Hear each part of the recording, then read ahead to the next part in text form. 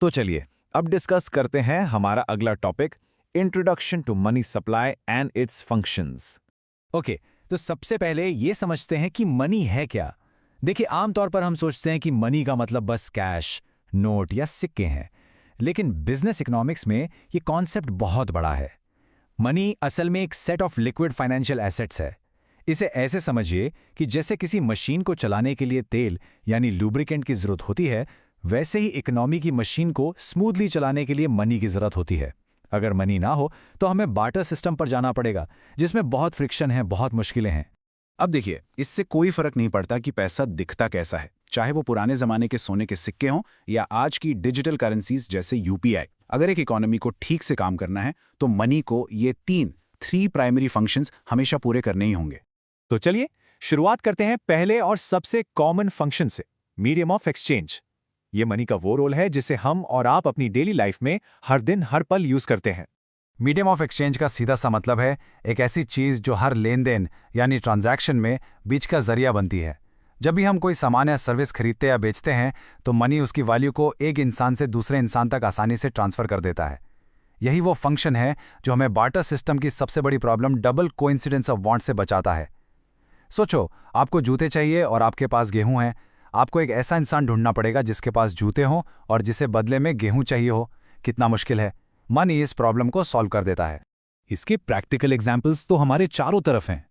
आप एक स्टोर से बुक खरीदते हैं और पैसे दे देते हैं, ट्रांजैक्शन कंप्लीट। आप अपनी कॉलेज फीस ऑनलाइन पे करते हैं, वहां भी मनी मीडियम बना। आप मोबाइल ऐप से मूवी की टिकट बुक करते हैं, यहां भी।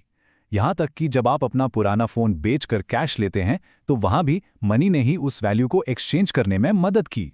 ठीक है, पहला फंक्शन तो क्लियर हो गया। अब चलते हैं मनी के दूसरे इंपॉर्टेंट फंक्शन पर, यूनिट ऑफ अकाउंट। इस फंक्शन की वजह से हम अलग अलग चीजों की वैल्यू को नाप पाते हैं, उन्हें कंपेयर कर पाते हैं। इसे ऐसे समझिए, जैसे हम दूरी को किलोमीटर्स में नापते हैं या वजन को किलोग्राम्स में नापते हैं, बिल्कुल वैसे ही हम हर चीज और हर सर्विस की वैल्यू को मनी में नापते हैं। जैसे इंडिया में हम रुपीस का यूज करते हैं, तो रुपी हमारे लिए एक कॉमन स्केल बन जाता है जिससे हर चीज की कीमत तय होती है। फॉर एग्जाम्पल, आप झट से बता सकते हैं कि एक 50,000 रुपये का लैपटॉप 20,000 रुपीस के स्मार्टफोन से महंगा है। क्यों? क्योंकि आपके पास एक कॉमन यूनिट है, रुपी। उन्हें कंपेयर करने के लिए आप बीकॉम की टेक्स्ट बुक और इंजीनियरिंग की टेक्स्ट बुक के प्राइस को आराम से कंपेयर कर पाते हैं। और सबसे इंपॉर्टेंट, आप अपने महीने भर के खर्चों का जो बजट बनाते हैं वो भी तो रुपीस में ही बनता है ना। इसके बिना फाइनेंशियल प्लानिंग करना ऑलमोस्ट इम्पॉसिबल हो जाएगा। और अब आते हैं तीसरे और आखिरी प्राइमरी फंक्शन पर, स्टोर ऑफ वैल्यू। जैसा नाम से ही क्लियर है, ये फंक्शन हमें अपनी वेल्थ को, अपनी दौलत को फ्यूचर के लिए सेव करने यानी स्टोर करने में मदद करता है। स्टोर ऑफ वैल्यू का मतलब है कि आप आज कमाए हुए पैसों को बचाकर रख सकते हैं और उसे बाद में, चाहे कल, अगले महीने या अगले साल, यूज कर सकते हैं। लेकिन इस फंक्शन के लिए एक बहुत ज़रूरी कंडीशन है, वो ये कि मनी की वैल्यू टाइम के साथ स्टेबल रहनी चाहिए। सोचिए, अगर आपने आज 100 रुपये बचाए और कल उसकी वैल्यू सिर्फ 10 रुपये रह गई, तो कोई भी पैसा सेव ही क्यों करेगा? इसलिए स्टेबिलिटी बहुत इंपॉर्टेंट है। चलिए इसका एक सिंपल सा एग्जाम्पल देखते हैं। मान लीजिए आपको किसी ने गिफ्ट में 5,000 रुपये दिए। आपने उसे अपने बैंक अकाउंट में जमा कर दिया। आपका प्लान है कि 6 महीने बाद आप इन पैसों से एक नया स्मार्टफोन खरीदेंगे। तो यहाँ क्या हुआ? मनी ने उस 5,000 रुपये की परचेजिंग पावर को आपके फ्यूचर के लिए स्टोर करके रखा है। हाँ, यहाँ पर इन्फ्लेशन यानी महंगाई का थोड़ा असर हो सकता है, जिससे शायद 6 महीने बाद उन पैसों की कीमत थोड़ी कम हो जाए, पर आम हालत में मनी वैल्यू को होल्ड करके रखता है। तो अब तक हमने मनी के तीनों फंक्शंस को अच्छे से समझ लिया है। अब हम अपना फोकस एक बहुत ही क्रिटिकल टॉपिक पर शिफ्ट करते हैं, मनी सप्लाई, और उसका एक देश की इकोनॉमिक स्टेबिलिटी पर क्या असर पड़ता है। सेंट्रल बैंक्स और बड़े बड़े इकोनॉमिस्ट के लिए सिर्फ ये जानना काफी नहीं है कि मनी क्या करता है। उनके लिए ये जानना ज्यादा जरूरी है कि इकोनॉमी में पैसा है कितना। इकोनॉमी में जो टोटल मनी सर्कुलेट हो रहा है, उसकी क्वांटिटी को ही हम मनी सप्लाई कहते हैं। और ये जो मनी सप्लाई है, इसका देश की पूरी इकोनॉमिक एक्टिविटी पर बहुत बहुत गहरा असर पड़ता है। तो यहाँ सारा खेल बैलेंस का है। अगर इकोनॉमी में मनी सप्लाई ज़रूरत से बहुत ज़्यादा हो जाए तो लोगों के हाथ में ज़्यादा पैसा आ जाता है और चीज़ों की डिमांड बढ़ जाती है। इससे इन्फ्लेशन यानी महंगाई बढ़ जाती है, आपके पैसों की वैल्यू कम हो जाती है। वहीं अगर मनी सप्लाई बहुत कम हो जाए तो लोगों के पास खर्च करने के लिए पैसा नहीं होता, डिमांड गिर जाती है और इकोनॉमिक एक्टिविटी रुक जाती है। इसे इकोनॉमिक स्टैग्नेशन कहते हैं, जिससे बिजनेस और जॉब्स पर बुरा असर पड़ता है। तो इस पूरे डिस्कशन का सार क्या है? यही कि एक हेल्दी इकोनॉमी को बनाए रखने के लिए मनी सप्लाई को बिल्कुल सही लेवल पे रखना एक बहुत नाजुक बैलेंसिंग एक्ट है। तो ये बैलेंस बनता कैसे है? देखिए, इकोनॉमिक स्टेबिलिटी के लिए सबसे पहले जरूरी है कि मनी सप्लाई एक आदर्श यानी ऑप्टिमम लेवल पर हो। इसके लिए अथॉरिटीज को सबसे पहले ये बिल्कुल आसानी से एस्टिमेट करना पड़ता है कि इकोनॉमी में टोटल पैसा है कितना, और आखिर में देश की फाइनेंशियल अथॉरिटीज, जैसे हमारे देश में रिजर्व बैंक ऑफ इंडिया, इस मनी सप्लाई को देश की जरूरतों के हिसाब से रेगुलेट करती हैं, यानी कंट्रोल करती हैं, जिसके लिए वो इंटरेस्ट रेट्स जैसे टूल्स का इस्तेमाल करती हैं। ये एक लगातार चलने वाला प्रोसेस है। इसलिए इस पूरे एक्सप्लेनर का सबसे बड़ा टेकअवे, सबसे जरूरी बात यह है, असली गोल सिर्फ पैसा होना नहीं है, बल्कि एक स्टेबल और ग्रो करती हुई इकोनॉमी के लिए पैसों का बिल्कुल सही अमाउंट मेंटेन करना है। और यही बैलेंस किसी भी देश की इकोनॉमिक हेल्थ की सबसे मजबूत नींव होता है। तो चलिए अब हम डिस्कस करते हैं मनी सप्लाई के रैशनल और उसके सोर्सेस के बारे में। तो सबसे पहला सवाल तो यही उठता है कि भाई, हमें मनी सप्लाई को मेजर करने की जरूरत ही क्यों है? आखिर इससे होता क्या है? आप इसको एक तरह से इकोनॉमी का हेल्थ चेकअप समझ सकते हैं। सोचने वाली बात है, आखिर देश में कितना पैसा घूम रहा है, इसका हिसाब किताब रखना इतना जरूरी, इतना क्रिटिकल क्यों है? सच में इससे क्या फर्क पड़ता है? चलिए इसके पीछे के रीजंस को अच्छे से समझते हैं। बेसिकली इसके दो बड़े रीजंस हैं। पहला, एनालिसिस ऑफ मॉनेटरी डेवलपमेंट्स। इसका मतलब है कि हम ये समझने की कोशिश करते हैं कि पैसा मार्केट में बढ़ क्यों रहा है, उसके पीछे के कॉजेस क्या हैं। और दूसरा, फॉर्मुलेशन ऑफ मॉनेटरी पॉलिसी, यानी इस डेटा को यूज करके हम इकोनॉमी की डायरेक्शन को कंट्रोल करने के लिए पॉलिसी बनाते हैं। जब हम एनालिसिस की बात करते हैं तो हमें एग्जैक्टली पता चलता है कि मनी सप्लाई में जो भी चेंजेस हो रहे हैं उनका आखिर असली कॉज क्या है। क्या हमारा सेंट्रल बैंक यानी आरबीआई ज्यादा करेंसी प्रिंट कर रहा है, या फिर कहीं ऐसा तो नहीं कि कमर्शियल बैंक्स जैसे आपका एसबीआई है, एचडीएफसी है, वो ज्यादा लोन्स बांट रहे हैं? ये एनालिसिस एकदम डॉक्टर के डायग्नोसिस जैसा है, जिससे इकोनॉमी की ओवरऑल हेल्थ का पता चलता है। और दूसरा रीजन है मॉनेटरी पॉलिसी। अब ये क्या चीज है? देखिए, मॉनेटरी पॉलिसी वो पावरफुल एक्शंस होते हैं जो देश का सेंट्रल बैंक, हमारे केस में रिजर्व बैंक ऑफ इंडिया, लेता है। क्यों लेता है? मनी सप्लाई को कंट्रोल करने के लिए और देश के बड़े बड़े मैक्रो इकोनॉमिक गोल्स को अचीव करने के लिए। यह सेंट्रल बैंक के हाथ में एक बहुत ही पावरफुल टूल है। तो मॉनेटरी पॉलिसी यानी मनी पॉलिसी के मेन गोल्स क्या होते हैं? सबसे पहला गोल है प्राइस स्टेबिलिटी मेंटेन करना। आम भाषा में कहें तो इन्फ्लेशन यानी महंगाई को कंट्रोल में रखना। दूसरा बड़ा गोल है देश की जीडीपी ग्रोथ को सपोर्ट करना, ताकि इकोनॉमी आगे बढ़ती रहे। और एक बात बिल्कुल साफ है, एक अच्छी और इफेक्टिव पॉलिसी तभी बन सकती है जब मनी सप्लाई का मेजरमेंट बिल्कुल एक्यूरेट हो और उस पर कंट्रोल भी प्रिसाइज हो। ओके, तो अब तक हमने ये तो समझ लिया कि मनी सप्लाई को मेजर करना इतना इंपॉर्टेंट क्यों है। अब सवाल यह है कि ये पैसा आधा कहां से है, इसके सोर्सेस क्या हैं? इसका पहला और सबसे इंपॉर्टेंट सोर्स है सेंट्रल बैंक। यही पूरे पैसे की फाउंडेशन यानी नींव रखता है। सेंट्रल बैंक जो करेंसी इशू करता है ना, मतलब आपके हाथ में जो पेपर नोट्स और कॉइन्स हैं, उसे कहते हैं फिएट मनी। अब इस स्लाइड में जो सबसे इंटरेस्टिंग बात है वो ये है कि इसकी खुद की कोई इंट्रिंसिक वैल्यू नहीं होती। सोचिए, एक 500 रुपए का नोट आखिर है तो एक कागज का टुकड़ा ही, लेकिन फिर भी वो इतना वैल्यूएबल है। क्यों? क्योंकि वो लीगल टेंडर है। इसका मतलब है कि कानून के हिसाब से कोई भी उसे पेमेंट के लिए लेने से मना नहीं कर सकता। उसकी वैल्यू इसलिए है क्योंकि उसके पीछे गवर्नमेंट की गारंटी है, एक प्रॉमिस है। इसी सेंट्रल बैंक की करेंसी को हाई पावर्ड मनी भी कहते हैं। अब इसे हाई पावर्ड क्यों बोलते हैं? इसलिए क्योंकि यही वो बेस करेंसी है, वो फाउंडेशन है जिसके ऊपर पूरा मनी सप्लाई का सिस्टम खड़ा होता है। कमर्शियल बैंक्स इसी बेस मनी को यूज करके आगे और पैसा क्रिएट करते हैं। तो इसको ऐसे समझिए, जो नोट्स हैं वो फिएट मनी है, लेकिन उसका जो रोल है इकोनॉमी में, उसकी जो पावर है, उसे हाई पावर्ड मनी कहते हैं। तो सवाल उठता है कि ये करेंसी इशू होती कैसे है? इंडिया में हम मिनिमम रिजर्व सिस्टम फॉलो करते हैं। चलिए इसको सिंपल टर्म्स में समझते हैं। सेंट्रल बैंक जो भी करेंसी इशू करता है वो उसकी एक लायबिलिटी है, एक जिम्मेदारी है। अब हर लायबिलिटी के पीछे कोई एसेट होना चाहिए, तो इसको बैक करने के लिए आरबीआई अपने पास गोल्ड और फॉरेन एक्सचेंज जैसे एसेट्स रखता है। लेकिन इंटरेस्टिंग बात यह है कि इस सिस्टम के अंडर आरबीआई को पूरी करेंसी के बराबर एसेट नहीं रखना पड़ता। उसे सिर्फ एक मिनिमम रिजर्व मेंटेन करना होता है, फॉर एग्जांपल 200 करोड़ का, और बस इसी छोटे से रिजर्व के बेसिस पर आरबीआई इससे कई गुना ज्यादा करेंसी प्रिंट करके इकोनॉमी में सप्लाई कर सकती है। तो सेंट्रल बैंक ने तो मनी सप्लाई का बेस बना दिया, हाई पावर्ड मनी दे दिया, लेकिन इस बेस को मल्टीप्लाई कौन करता है? इस पैसे को बढ़ाता कौन है? ये काम करते हैं हमारे कमर्शियल बैंक्स, जैसे स्टेट बैंक ऑफ इंडिया हो गया, HDFC, ICICI और बाकी सब। इसीलिए इन्हें मल्टीप्लायर्स ऑफ मनी भी कहा जाता है। ये पैसे को मल्टीप्लाई करते हैं। ये बैंक्स क्रेडिट मनी क्रिएट करते हैं, पर कैसे? प्रोसेस बहुत सिंपल है। ये आम पब्लिक से यानी हम लोगों से डिपॉजिट्स एक्सेप्ट करते हैं और फिर उसी पैसे को आगे दूसरे लोगों को लोन्स के फॉर्म में दे देते हैं। ये जो लेंडिंग का प्रोसेस है, इससे पैसा मल्टीप्लाई होता जाता है और इकोनॉमी में टोटल मनी सप्लाई बढ़ जाता है। और ये स्लाइड इस कॉन्सेप्ट को ब्रिलियंट तरीके से इलिस्ट्रेट करती है। चलिए एक सिंपल से एग्जांपल से इसको समझते हैं। मान लीजिए आपने बैंक ए में 1000 रुपए डिपॉजिट किए हैं, ठीक है? अब बैंक पूरा 1000 रुपए अपने पास नहीं रखेगा। वो उसका एक छोटा सा हिस्सा, मान लीजिए 100 रुपए रिजर्व में रखेगा और बाकी के 900 रुपए किसी और को लोन दे देगा। अब जिसको लोन मिला है वो बोरोवर उन 900 रुपए को कहीं ना कहीं तो खर्च करेगा ही।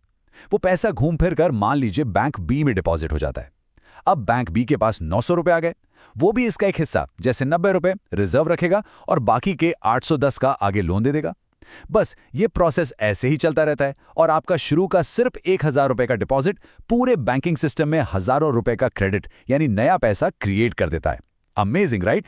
तो चलिए अब इन दोनों सोर्सेज को आमने सामने रखकर कंपेयर करते हैं। एक तरफ है हाई पावर्ड मनी। ये कौन इशू करता है? Central bank. ये है क्या?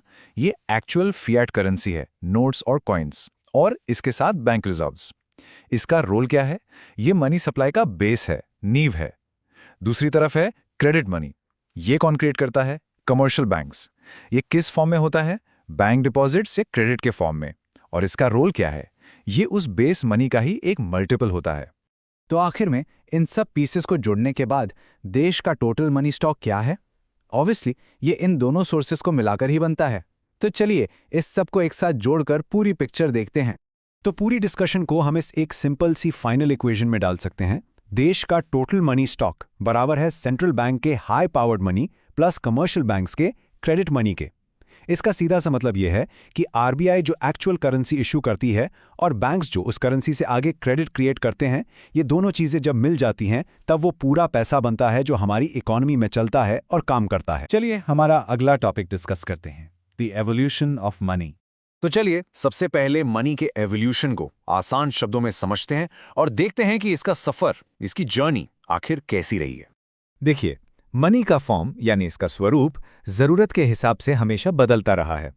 बिल्कुल शुरुआत में जब कॉइन्स या नोट्स नहीं थे तब था कमोडिटी मनी। लोग बार्टर सिस्टम यूज करते थे, मतलब सामान के बदले सामान। जैसे आपने अनाज देकर बदले में नमक ले लिया। लेकिन इसमें बहुत प्रॉब्लम्स आती थीं। इसके बाद अराउंड 600 BC एक रेवोल्यूशन आया मेटालिक करेंसी का। गोल्ड, सिल्वर और कॉपर के कॉइन्स बनाए गए जिनकी एक स्टैंडर्ड वैल्यू थी। इससे ट्रेड करना बहुत आसान हो गया। फिर जैसे जैसे ट्रेड और बढ़ा, इतने सारे कॉइन्स कैरी करना मुश्किल होने लगा। तो 11वीं सेंचुरी में आई पेपर करेंसी। ये बेसिकली एक प्रॉमिसरी नोट था, एक वादा कि इस कागज के बदले आपको बैंक से उतना सोना या चांदी मिल जाएगा। और आज आज हम टेक्नोलॉजी के एरा में हैं। तो मनी का अगला लॉजिकल स्टेप क्या होगा? बिल्कुल सही, डिजिटल करेंसी। पेपर करेंसी के बाद अब टेक्नोलॉजी ने मनी को डिजिटलाइज कर दिया है और यहीं से शुरुआत हुई डिजिटल करेंसी की, जो हमारी मॉनेटरी हिस्ट्री का अगला सबसे बड़ा माइलस्टोन है। और इसी डिजिटल रेवोल्यूशन का नतीजा है सेंट्रल बैंक डिजिटल करेंसी यानी CBDC। ये एक मॉडर्न और sovereign backed digital payment system है जिसे इंडिया का रिजर्व बैंक ऑफ इंडिया समेत दुनिया भर के सेंट्रल बैंक्स एक्सप्लोर कर रहे हैं। बेसिकली ये सेंट्रल बैंक्स का तरीका है मनी को फ्यूचर रेडी बनाने का। अब हम फोकस करते हैं इंडिया के अपने CBDC पर, जिसे हम डिजिटल रुपी या ई-रुपी के नाम से जानते हैं। चलिए इसके कॉन्सेप्ट को थोड़ा डिटेल में समझें। रिजर्व बैंक ऑफ इंडिया यानी आरबीआई की ऑफिशियल डेफिनेशन के अनुसार CBDC एक लीगल टेंडर है जिसे सेंट्रल बैंक डिजिटल फॉर्म में इशू करता है। आसान शब्दों में ये आपके वॉलेट में रखे कैश यानी फिएट करेंसी का ही डिजिटल रूप है। इसकी लीगल वैल्यू बिल्कुल एक फिजिकल नोट के बराबर है। इसमें और आपके पास रखे 100 रुपए के नोट में कोई फर्क नहीं है सिवाय इसके कि ये डिजिटल है। अब इसके फीचर्स को देखिए, ये बिल्कुल फिजिकल करेंसी जैसे ही हैं। सबसे पहला, ये एक सॉवरेन करेंसी है क्योंकि इसे आरबीआई इशू करता है। सेकंड, ये लीगल टेंडर है, मतलब कोई भी इसे पेमेंट के लिए एक्सेप्ट करने से मना नहीं कर सकता। थर्ड, ये आरबीआई की बैलेंस शीट पर एक लायबिलिटी है, बिल्कुल फिजिकल कैश की तरह। फोर्थ, इसकी वैल्यू हमेशा फिजिकल रुपी के बराबर रहेगी। 1 digital rupee will always be equal to 1 physical rupee. और सबसे इंपॉर्टेंट, इस पर सॉवरेन गारंटी है, इसलिए ये एक सेफ स्टोर ऑफ वैल्यू है। So the only difference is the form factor. ये फिजिकल नहीं बल्कि इलेक्ट्रॉनिक फॉर्म में है। ये कॉन्सेप्ट आपके एग्जाम के लिए बहुत इंपॉर्टेंट है, इसे ध्यान से समझिए। आरबीआई 2 तरह के सीबीडीसी टेस्ट कर रहा है। पहला है रिटेल यानी सीबीडीसी आर, ये आम पब्लिक के लिए है, आपके और हमारे जैसे लोगों के लिए, डेली ट्रांजैक्शंस के लिए। समझ लीजिए ये यूपीआई जैसा होगा। दूसरा है होलसेल यानी सीबीडीसी डब्ल्यू। इसका एक्सेस रिस्ट्रिक्टेड होगा, सिर्फ बड़े फाइनेंशियल इंस्टीट्यूशंस जैसे बैंक्स के लिए। इससे वो आपस के बड़े बड़े सेटलमेंट्स और ट्रांजैक्शंस को फास्ट और सिक्योर तरीके से कर पाएंगे। लोग अक्सर सीबीडीसी और क्रिप्टो करेंसी को एक ही समझने की गलती करते हैं, लेकिन इन दोनों में जमीन आसमान का फर्क है। चलिए इस इंपॉर्टेंट डिफरेंस को क्लियर करते हैं। देखिए, क्रिप्टो करेंसीज जैसे कि बिटकॉइन और इथेरियम, ये प्राइवेट डिजिटल एसेट्स हैं। इन्हें कोई सेंट्रल अथॉरिटी जैसे आरबीआई कंट्रोल नहीं करती। यही वजह है कि इंडिया में इन्हें करेंसी या मनी का लीगल स्टेटस नहीं दिया गया है। इन्हें एक वर्चुअल एसेट माना जाता है, जिसके ऊपर रेगुलेशंस अभी भी क्लियर नहीं हैं। इससे सब कुछ क्लियर हो जाएगा। डिजिटल रुपी को कौन इशू करता है? रिजर्व बैंक ऑफ इंडिया, जबकि क्रिप्टो करेंसी एक प्राइवेट डिसेंट्रलाइज्ड नेटवर्क है। लीगल स्टेटस, डिजिटल रुपी एक सॉवरेन लीगल टेंडर है, जबकि क्रिप्टो लीगल टेंडर नहीं है। वैल्यू, डिजिटल रुपी की वैल्यू हमेशा रुपी के बराबर स्टेबल रहेगी, लेकिन क्रिप्टो की वैल्यू आप जानते हैं हाईली वॉलेटाइल होती है, स्पेकुलेशन पर चलती है। और लास्ट में पर्पस, डिजिटल रुपी का पर्पस है मीडियम ऑफ एक्सचेंज यानी खरीद फरोख्त के लिए, जबकि क्रिप्टो का यूज मोस्टली एक हाई रिस्क इन्वेस्टमेंट एसेट के तौर पर होता है। तो इन सबका इंडिया के फ्यूचर के लिए आखिर मतलब क्या है? ये डिजिटल रुपी आने वाले समय में हमारे फाइनेंशियल सिस्टम को कैसे बदल सकता है? इसे एक वाटरशेड मूवमेंट कहा जा रहा है। ये एक ऐतिहासिक, हिस्टोरिक टर्निंग पॉइंट है जो मनी के नेचर को, उसकी परिभाषा को हमेशा के लिए बदल देगा। हम एक बिल्कुल नए मॉनेटरी एरा में कदम रख रहे हैं। सो फाइनली याद रखिए कि डिजिटल रुपी सिर्फ एक नया पेमेंट ऑप्शन नहीं है, ये सॉवरेन करेंसी का एवोल्यूशन है। ये हमारी अपनी करेंसी का नया रूप है जो एक डिजिटल फर्स्ट इंडिया की ज़रूरतों को पूरा करेगा।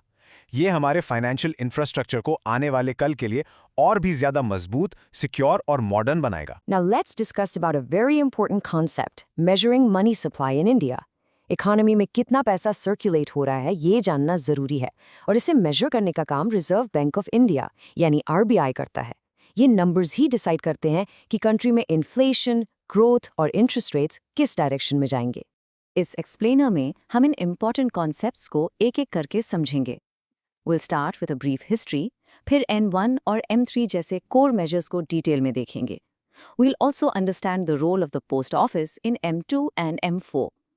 उसके बाद एक सबसे इंपॉर्टेंट कॉन्सेप्ट, द पब्लिक, को क्लियर करेंगे एंड फाइनली सबको एक साथ समराइज करेंगे। तो आखिर ये M1, M2, M3, M4 का सिस्टम आया कहाँ से? किसी भी कॉन्सेप्ट को अच्छे से समझने के लिए उसके एवोल्यूशन को जानना ज़रूरी है। चलिए देखते हैं कि इंडिया में मनी सप्लाई को मेजर करने का सिस्टम टाइम के साथ कैसे चेंज हुआ। ये जर्नी शुरू हुई 1935 में, जब आरबीआई ने मॉनेटरी स्टैटिस्टिक्स कंपाइल करना स्टार्ट किया। लेकिन 1960s तक इंडिया का फाइनेंशियल सिस्टम काफ़ी कॉम्प्लेक्स हो चुका था। बैंक्स बढ़ रहे थे, लोग अलग अलग तरह के डिपॉजिट्स में पैसा रख रहे थे। ऐसे में एक सिंगल मेजर से इकोनॉमी की सही पिक्चर मिलना मुश्किल हो गया। इस प्रॉब्लम को सॉल्व करने के लिए अप्रैल 1977 में एक स्पेशल वर्किंग ग्रुप की रिकमेंडेशन पर आरबीआई ने ये 4 न्यू मेजर्स इंट्रोड्यूस किए, M1, M2, M3 और M4, जो हम आज तक यूज करते हैं। चलिए सबसे पहले और सबसे बेसिक मेजर को समझते हैं, M1। इसका निकनेम है नैरो मनी। जैसा कि नाम से क्लियर है, ये मनी सप्लाई का सबसे स्पेसिफिक और इमीडिएट व्यू देता है, यानी वो पैसा जो ट्रांजैक्शंस के लिए रेडी है। M1 का सिंपल मतलब है वो पैसा जो खर्च करने के लिए सबसे आसानी से अवेलेबल है। टेक्निकल टर्म्स में इसे हाईली लिक्विड कहते हैं। लिक्विडिटी का मतलब है कि आप कितनी जल्दी अपने एसेट को कैश में कन्वर्ट करके यूज कर सकते हैं। फॉर एग्जाम्पल, आपके वॉलेट में रखा कैश सबसे लिक्विड है। M1 में वही पैसा काउंट होता है जिसे आप ऑन द स्पॉट बिना किसी डिले के खर्च कर सकते हैं। M1 3 इंपॉर्टेंट कंपोनेंट से मिलकर बनता है। पहला है करेंसी विद द पब्लिक, यानी वो नोट्स और कॉइन्स जो हमारे, आपके पास या बिजनेसेस के पास हैं। इंपॉर्टेंट पॉइंट, इसमें बैंक के अंदर वॉल्ट में रखा कैश इंक्लूड नहीं होता। दूसरा है डिमांड डिपॉजिट्स, यानी आपके सेविंग्स और करंट अकाउंट का पैसा जिसे आप जब चाहें एटीएम, चेक या यूपीआई से यूज कर सकते हैं। और तीसरा है other deposits with the RBI. ये एक छोटा कंपोनेंट है जिसमें फॉरेन सेंट्रल बैंक्स या आईएमएफ जैसे इंस्टीट्यूशंस के डिपॉजिट्स आते हैं। ओके, तो M1 हमें इमीडिएट स्पेंडिंग पावर के बारे में बताता है, लेकिन अगर हमें इकोनॉमी में टोटल परचेजिंग पावर का एक ब्रॉडर बिग पिक्चर व्यू चाहिए तो यहाँ एंट्री होती है M3 की, जिसे ब्रॉड मनी भी कहते हैं। इंडिया में पॉलिसी मेकिंग के लिए ये सबसे इंपॉर्टेंट मेजर माना जाता है। M3 को ब्रॉड मनी इसलिए कहते हैं क्योंकि इसमें M1 के सारे कंपोनेंट्स के अलावा एक और बहुत बड़ा कंपोनेंट शामिल होता है, टाइम डिपॉजिट्स। क्योंकि M3 ज़्यादातर पैसे को कवर कर लेता है, इसलिए आरबीआई और इकोनॉमिस्ट इकोनॉमी की हेल्थ को ट्रैक करने के लिए सबसे ज़्यादा M3 पर ही फोकस करते हैं। इसका फॉर्मूला बहुत स्ट्रेट फॉरवर्ड है। आप M1 लीजिए और उसमें बैंकिंग सिस्टम के नेट टाइम डिपॉजिट्स को ऐड कर दीजिए। टाइम डिपॉजिट्स वो फंड्स होते हैं जो एक फिक्स टाइम के लिए लॉक हो जाते हैं। इन्हें आप ऑन डिमांड नहीं निकाल सकते। इसके बेस्ट एग्जाम्पल्स हैं आपके फिक्स डिपॉजिट्स यानी FDs और रिकरिंग डिपॉजिट्स यानी RDs। ये M1 के कंपोनेंट से कम लिक्विड होते हैं, पर ये भी पब्लिक की वेल्थ का एक इम्पॉर्टेंट पार्ट है। अब आते हैं M2 और M4 पर। इन दोनों मेजर्स में एक यूनिक एंगल है, द पोस्ट ऑफिस। इंडिया के फाइनेंशियल सिस्टम में, स्पेशली रूरल एरियाज में जहां बैंक्स की रीच कम है, वहां पोस्ट ऑफिस एक बैंक की तरह काम करता है। इसलिए वहां के सेविंग्स को भी मनी सप्लाई में इंक्लूड करना जरूरी है। यहाँ आप क्लियरली देख सकते हैं कि M2 और M4 M1 और M3 के ही एक्सटेंशंस हैं। M2 का सिंपल फॉर्मूला है M1 प्लस पोस्ट ऑफिस के सेविंग्स बैंक डिपॉजिट्स, और M4 का फॉर्मूला है M3 प्लस पोस्ट ऑफिस के सारे टोटल डिपॉजिट्स। लेकिन यहाँ एक इम्पॉर्टेंट एक्सेप्शन है, इसमें नेशनल सेविंग सर्टिफिकेट्स यानी NSCs को इंक्लूड नहीं किया जाता, क्योंकि वो एक इन्वेस्टमेंट इंस्ट्रूमेंट माना जाता है। So M2 is narrow like M1 and M4 is broad like M3। इन सभी measures M1, M2, M3, M4 में हम बार बार एक टर्म यूज कर रहे हैं, करेंसी विद द पब्लिक। इस कॉन्सेप्ट को समझे बिना मनी सप्लाई की कैलकुलेशन अधूरी है। मनी सप्लाई हमेशा पब्लिक के पर्सपेक्टिव से मेजर होता है, यानी यूजर्स ऑफ मनी के पास कितना पैसा है। तो आखिर ये पब्लिक है कौन? ये आम बोलचाल वाला पब्लिक नहीं है। इकोनॉमिक्स में इसकी एक बहुत ही स्पेसिफिक डेफिनेशन है। इसको इसलिए अच्छे से डिफाइन किया गया है ताकि हम मनी यूजर्स और मनी प्रोड्यूसर्स के बीच में क्लियर डिफरेंस कर सकें।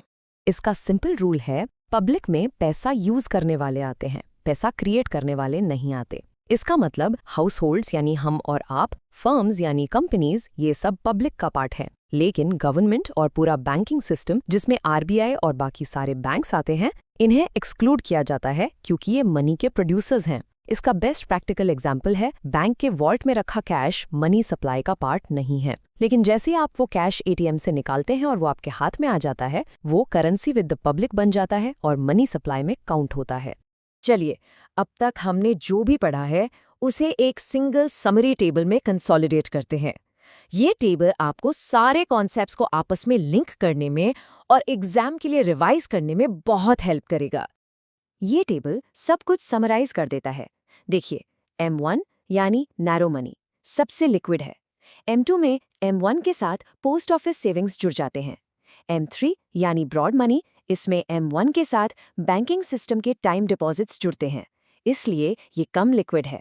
और फाइनली M4 सबसे ब्रॉड और सबसे कम लिक्विड मेजर है, जिसमें M3 के साथ पोस्ट ऑफिस के टोटल डिपॉजिट्स जुड़ जाते हैं।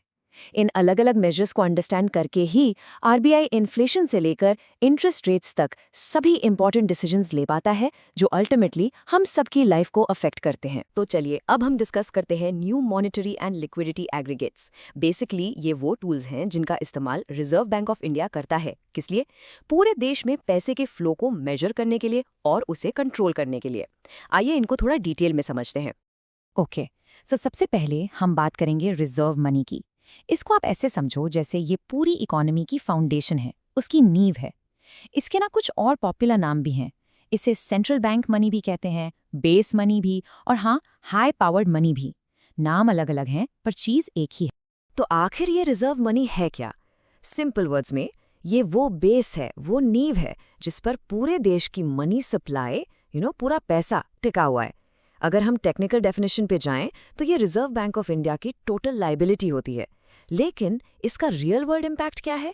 इसका इम्पैक्ट ये है कि रिजर्व मनी से ही डिसाइड होता है कि इकोनॉमी में कितनी लिक्विडिटी रहेगी, मतलब कितना कैश फ्लो करेगा, और उसके हिसाब से चीज़ों का प्राइस लेवल क्या होगा।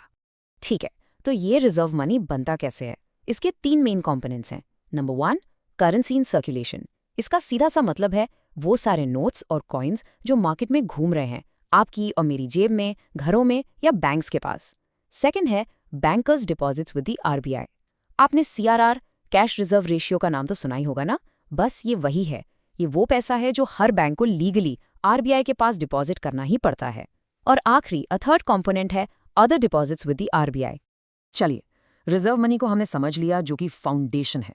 अब हम आगे बढ़ते हैं न्यू मॉनेटरी एग्रीगेट्स की तरफ, और इनकी शुरुआत होती है सबसे नैरो मेजर से, जिसे हम कहते हैं NM1। तो NM1 में क्या क्या आता है? इसमें भी 3 चीजें हैं। पहला, करेंसी विद द पब्लिक, यानी जो कैश हम लोगों के हाथ में है। दूसरा है demand deposits with the banking system. Simple भाषा में ये आपके सेविंग्स अकाउंट और करंट अकाउंट का पैसा है, जिसे आप जब चाहें ऑन डिमांड निकाल सकते हैं। और तीसरा कंपोनेंट वही है other deposits with the RBI. एक इंटरेस्टिंग फैक्ट ये है कि ये जो नया NM1 है ना, ये पुराने M1 मेजर से ऑलमोस्ट सेम ही है। NM1 तो हो गया सबसे बेसिक लेवल का मनी जो आसानी से अवेलेबल है, लेकिन मनी सप्लाई की स्टोरी यहाँ खत्म नहीं होती। अब हम इस पिक्चर को और बड़ा करेंगे और इसके 2 अगले ब्रॉडर लेवल्स को देखेंगे, NM2 और NM3। So what is NM2? Formula बड़ा सिंपल है। NM1 जो हमने अभी देखा, उसमें आप शॉर्ट टर्म टाइम डिपॉजिट्स को ऐड कर दीजिए। अब शॉर्ट टर्म का मतलब क्या है? इसका मतलब है ऐसी कोई भी टाइम डिपॉजिट, जैसे कि फिक्स्ड डिपॉजिट या FD, जिसकी मैच्योरिटी 1 साल या उससे कम की हो। फॉर एग्जाम्पल, अगर आपने 6 महीने की या 1 साल की FD कराई है, तो वो पैसा NM2 में काउंट होगा। अब आती है बारी NM3 की। इसे न्यू ब्रॉड मनी भी कहते हैं, क्योंकि ये मनी सप्लाई का एक काफी बड़ा हिस्सा कवर करता है। इसका फॉर्मूला है NM2 प्लस 2 और चीजें।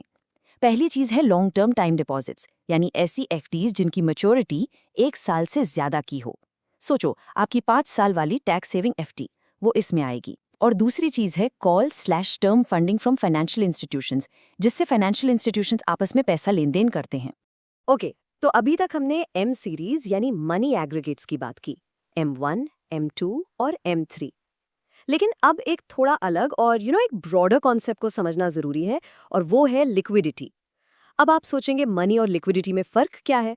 देखिए, मनी वो चीज है जिसे आप डायरेक्ट ट्रांजैक्शन के लिए यूज करते हैं, जैसे कैश या आपका बैंक बैलेंस। लेकिन लिक्विडिटी का मतलब है कि आप किसी भी फाइनेंशियल एसेट को कितनी जल्दी और आसानी से कैश में बदल सकते हैं। एक इंपॉर्टेंट चीज याद रखिए, सारा मनी लिक्विड होता है, पर हर लिक्विड चीज मनी नहीं होती, राइट? तो इस ब्रॉडर कॉन्सेप्ट यानी लिक्विडिटी को मेजर करने के लिए हम यूज करते हैं L सीरीज। तो चलिए अब इन लिक्विडिटी एग्रीगेट्स को एक्सप्लोर करते हैं। ये हमें सिर्फ बैंकिंग सिस्टम तक ही नहीं, बल्कि पूरे फाइनेंशियल सिस्टम की लिक्विडिटी की एक कंप्लीट पिक्चर देते हैं। शुरुआत करते हैं पहले एग्रीगेट L1 से। L1 का फॉर्मूला बहुत आसान है। जो हमारा ब्रॉड मनी यानी M3 था, उसमें आप पोस्ट ऑफिस सेविंग्स बैंक्स के सारे डिपॉजिट्स ऐड कर दो, बस बन गया L1। यहाँ एक चीज नोट करना बहुत इंपॉर्टेंट है कि इसमें नेशनल सेविंग सर्टिफिकेट्स यानी NSC को इंक्लूड नहीं किया जाता। और पोस्ट ऑफिस को क्यों इंक्लूड करते हैं? क्योंकि उनकी रीच खास करके रूरल इंडिया में बहुत जबरदस्त है और वहां पर लोगों का बहुत सारा पैसा जमा होता है। L1 ने हमें पोस्ट ऑफिस तक की पिक्चर दे दी, लेकिन क्या फाइनेंशियल सिस्टम वहां खत्म हो जाता है? बिल्कुल नहीं। अब हम आते हैं सबसे कॉम्प्रिहेंसिव, सबसे ब्रॉड व्यू पर, जिसका नाम है L2। L2 का फॉर्मूला है L1 प्लस 3 और चीजें। ये हैं बड़े बड़े फाइनेंशियल इंस्टीट्यूशंस यानी FIs के पास जो टर्म डिपॉजिट्स हैं वो, उन FIs ने जो टर्म बोरोइंग की हुई है वो, और उनके द्वारा इशू किए गए सर्टिफिकेट्स ऑफ डिपॉजिट या CDs।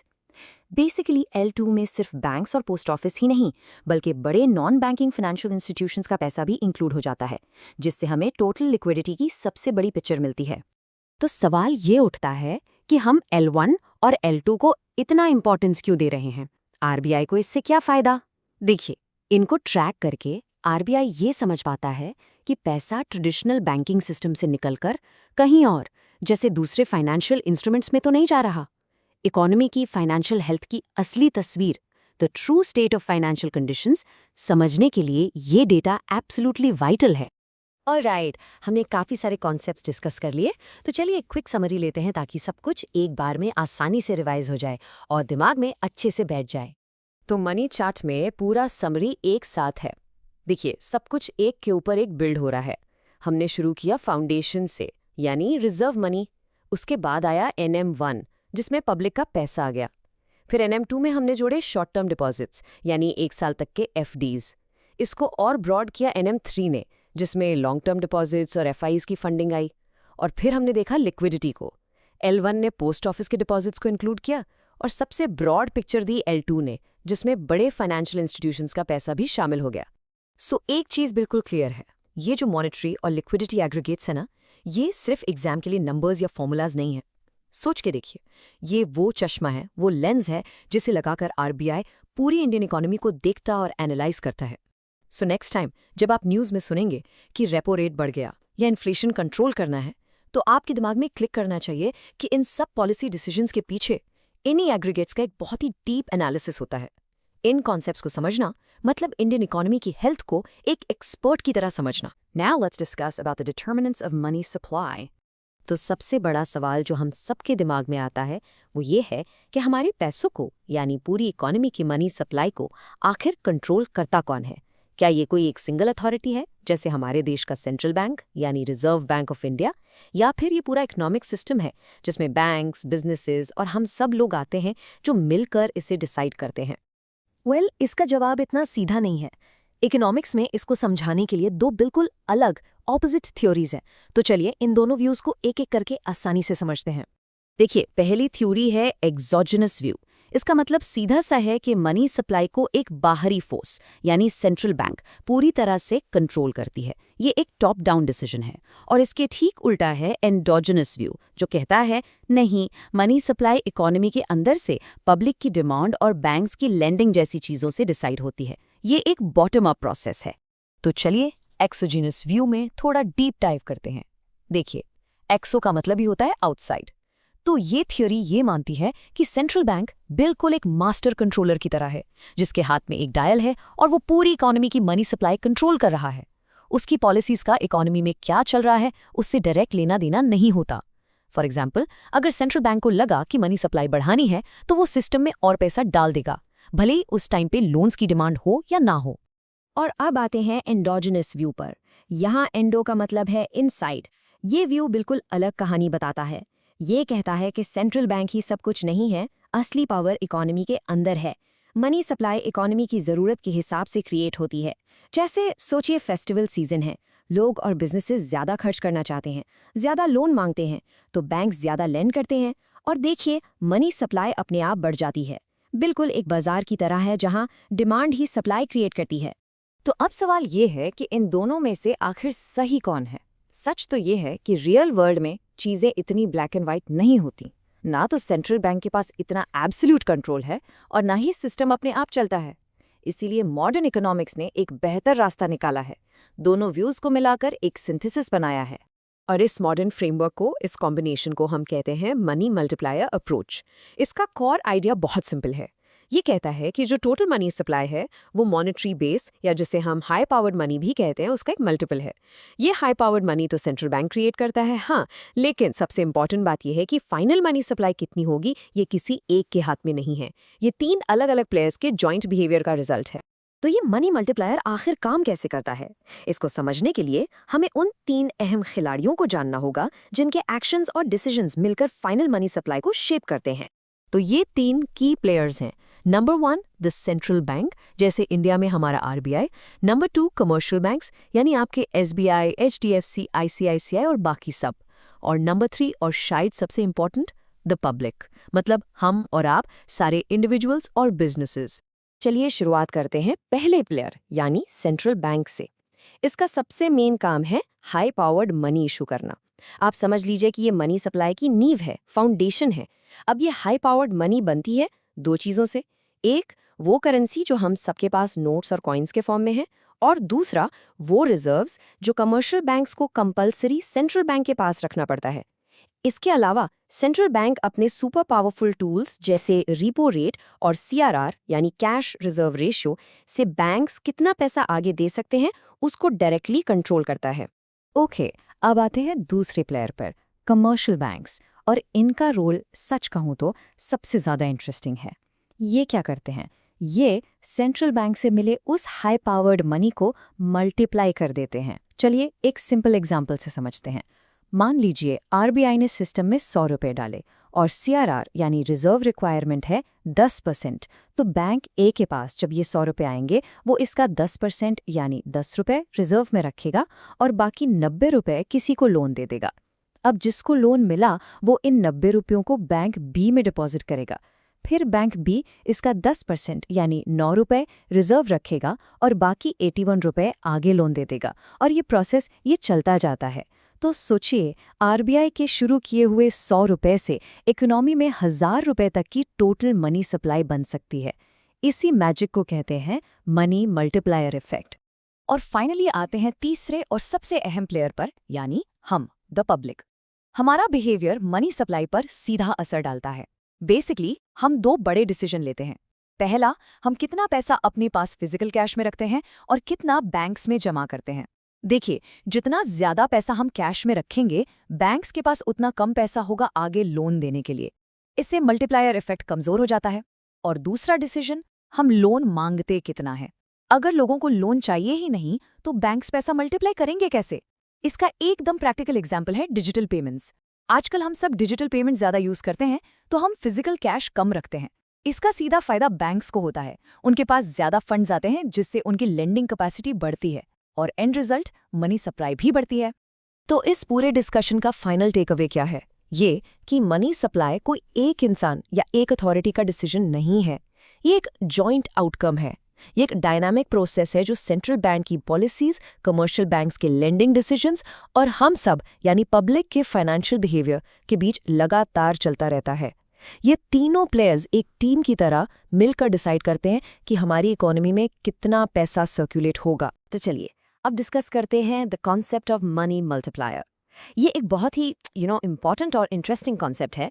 इससे हम ये समझेंगे कि कैसे बैंकिंग सिस्टम सेंट्रल बैंक से जो शुरू में पैसा मिलता है उसे इस्तेमाल करके इकोनॉमी में उससे कई गुना ज़्यादा पैसा क्रिएट कर देता है। ओके, तो सबसे पहले हमें एक टर्म समझना होगा, हाई पावर्ड मनी, जिससे मॉनेटरी बेस या एमबी भी कहते हैं। ये बेसिकली वो टोटल करेंसी है जो एक इकोनॉमी में सीधे सेंट्रल बैंक यानी हमारा reserve bank of India create करता है। इसमें दो चीज़ें आती हैं, एक तो वो करेंसी जो पब्लिक के पास है और दूसरा वो रिजर्व जो कमर्शियल बैंक्स ने अपने पास रखे हैं। आप इसको ऐसे समझो कि ये वो सीड मनी है, वो नींव है जिसके ऊपर पूरी मनी सप्लाई की इमारत खड़ी होती है। अब आते हैं मेन हीरो पर, मनी मल्टीप्लायर, जिससे हम एम से लिखते हैं। ये क्या है? ये एक ऐसा फैक्टर है, एक जादुई नंबर है जो बताता है कि हाई पावर्ड मनी में अगर थोड़ा सा भी चेंज हो तो उसकी वजह से इकोनॉमी की टोटल मनी सप्लाई में कितना बड़ा, कितना मैसिव चेंज आ जाता है। बेसिकली ये मल्टीप्लायर ही वो इफेक्ट है जो दिखाता है कि बैंकिंग सिस्टम शुरू के पैसे को कैसे एम्प्लीफाई करता है, यानी कई गुना बढ़ा देता है। और इस पूरे कॉन्सेप्ट की जो जान है ना, वो है इस एक सिंपल से फॉर्मूला में, M = capital M multiplied bye MB। ये फॉर्मूला साफ साफ दिखाता है कि इकोनॉमी की जो टोटल मनी सप्लाई है यानी कैपिटल M, वो हमेशा शुरू के मॉनेटरी बेस यानी MB का ही एक मल्टीपल होती है। चलिए इस फॉर्मूला के हर हिस्से को आराम से पीस बाय पीस समझते हैं। यहाँ M का मतलब है टोटल मनी सप्लाई। इसमें पब्लिक के पास जो कैश है और उनके बैंक डिपॉजिट्स सब कुछ आ जाता है। फिर है M, ये वही हमारा पावरफुल फैक्टर है, द मनी मल्टीप्लायर। और आखिर में MB यानी मॉनेटरी बेस या हाई पावर्ड मनी, जो कि सेंट्रल बैंक ने इनिशियली सिस्टम में डाला है।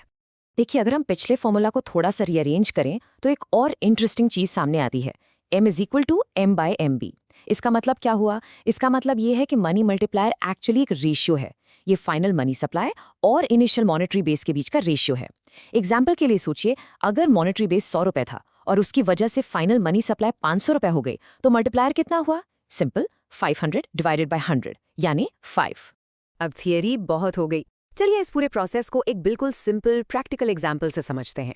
लेकिन हाँ, इसे आसान बनाने के लिए हम दो इंपॉर्टेंट अजम्पशंस लेकर चलेंगे। पहली अजम्पशन ये है कि बैंक्स अपने पास कोई भी एक्स्ट्रा रिजर्व नहीं रखते। जितना भी पैसा उन्हें लीगली अलाउ है वो सब लोन में दे देते हैं।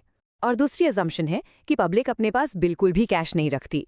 उन्हें जो भी पैसा मिलता है वो सीधा बैंक में डिपॉजिट कर देते हैं। ओके, तो हमारे इस एग्जाम्पल के लिए एक रूल सेट करते हैं।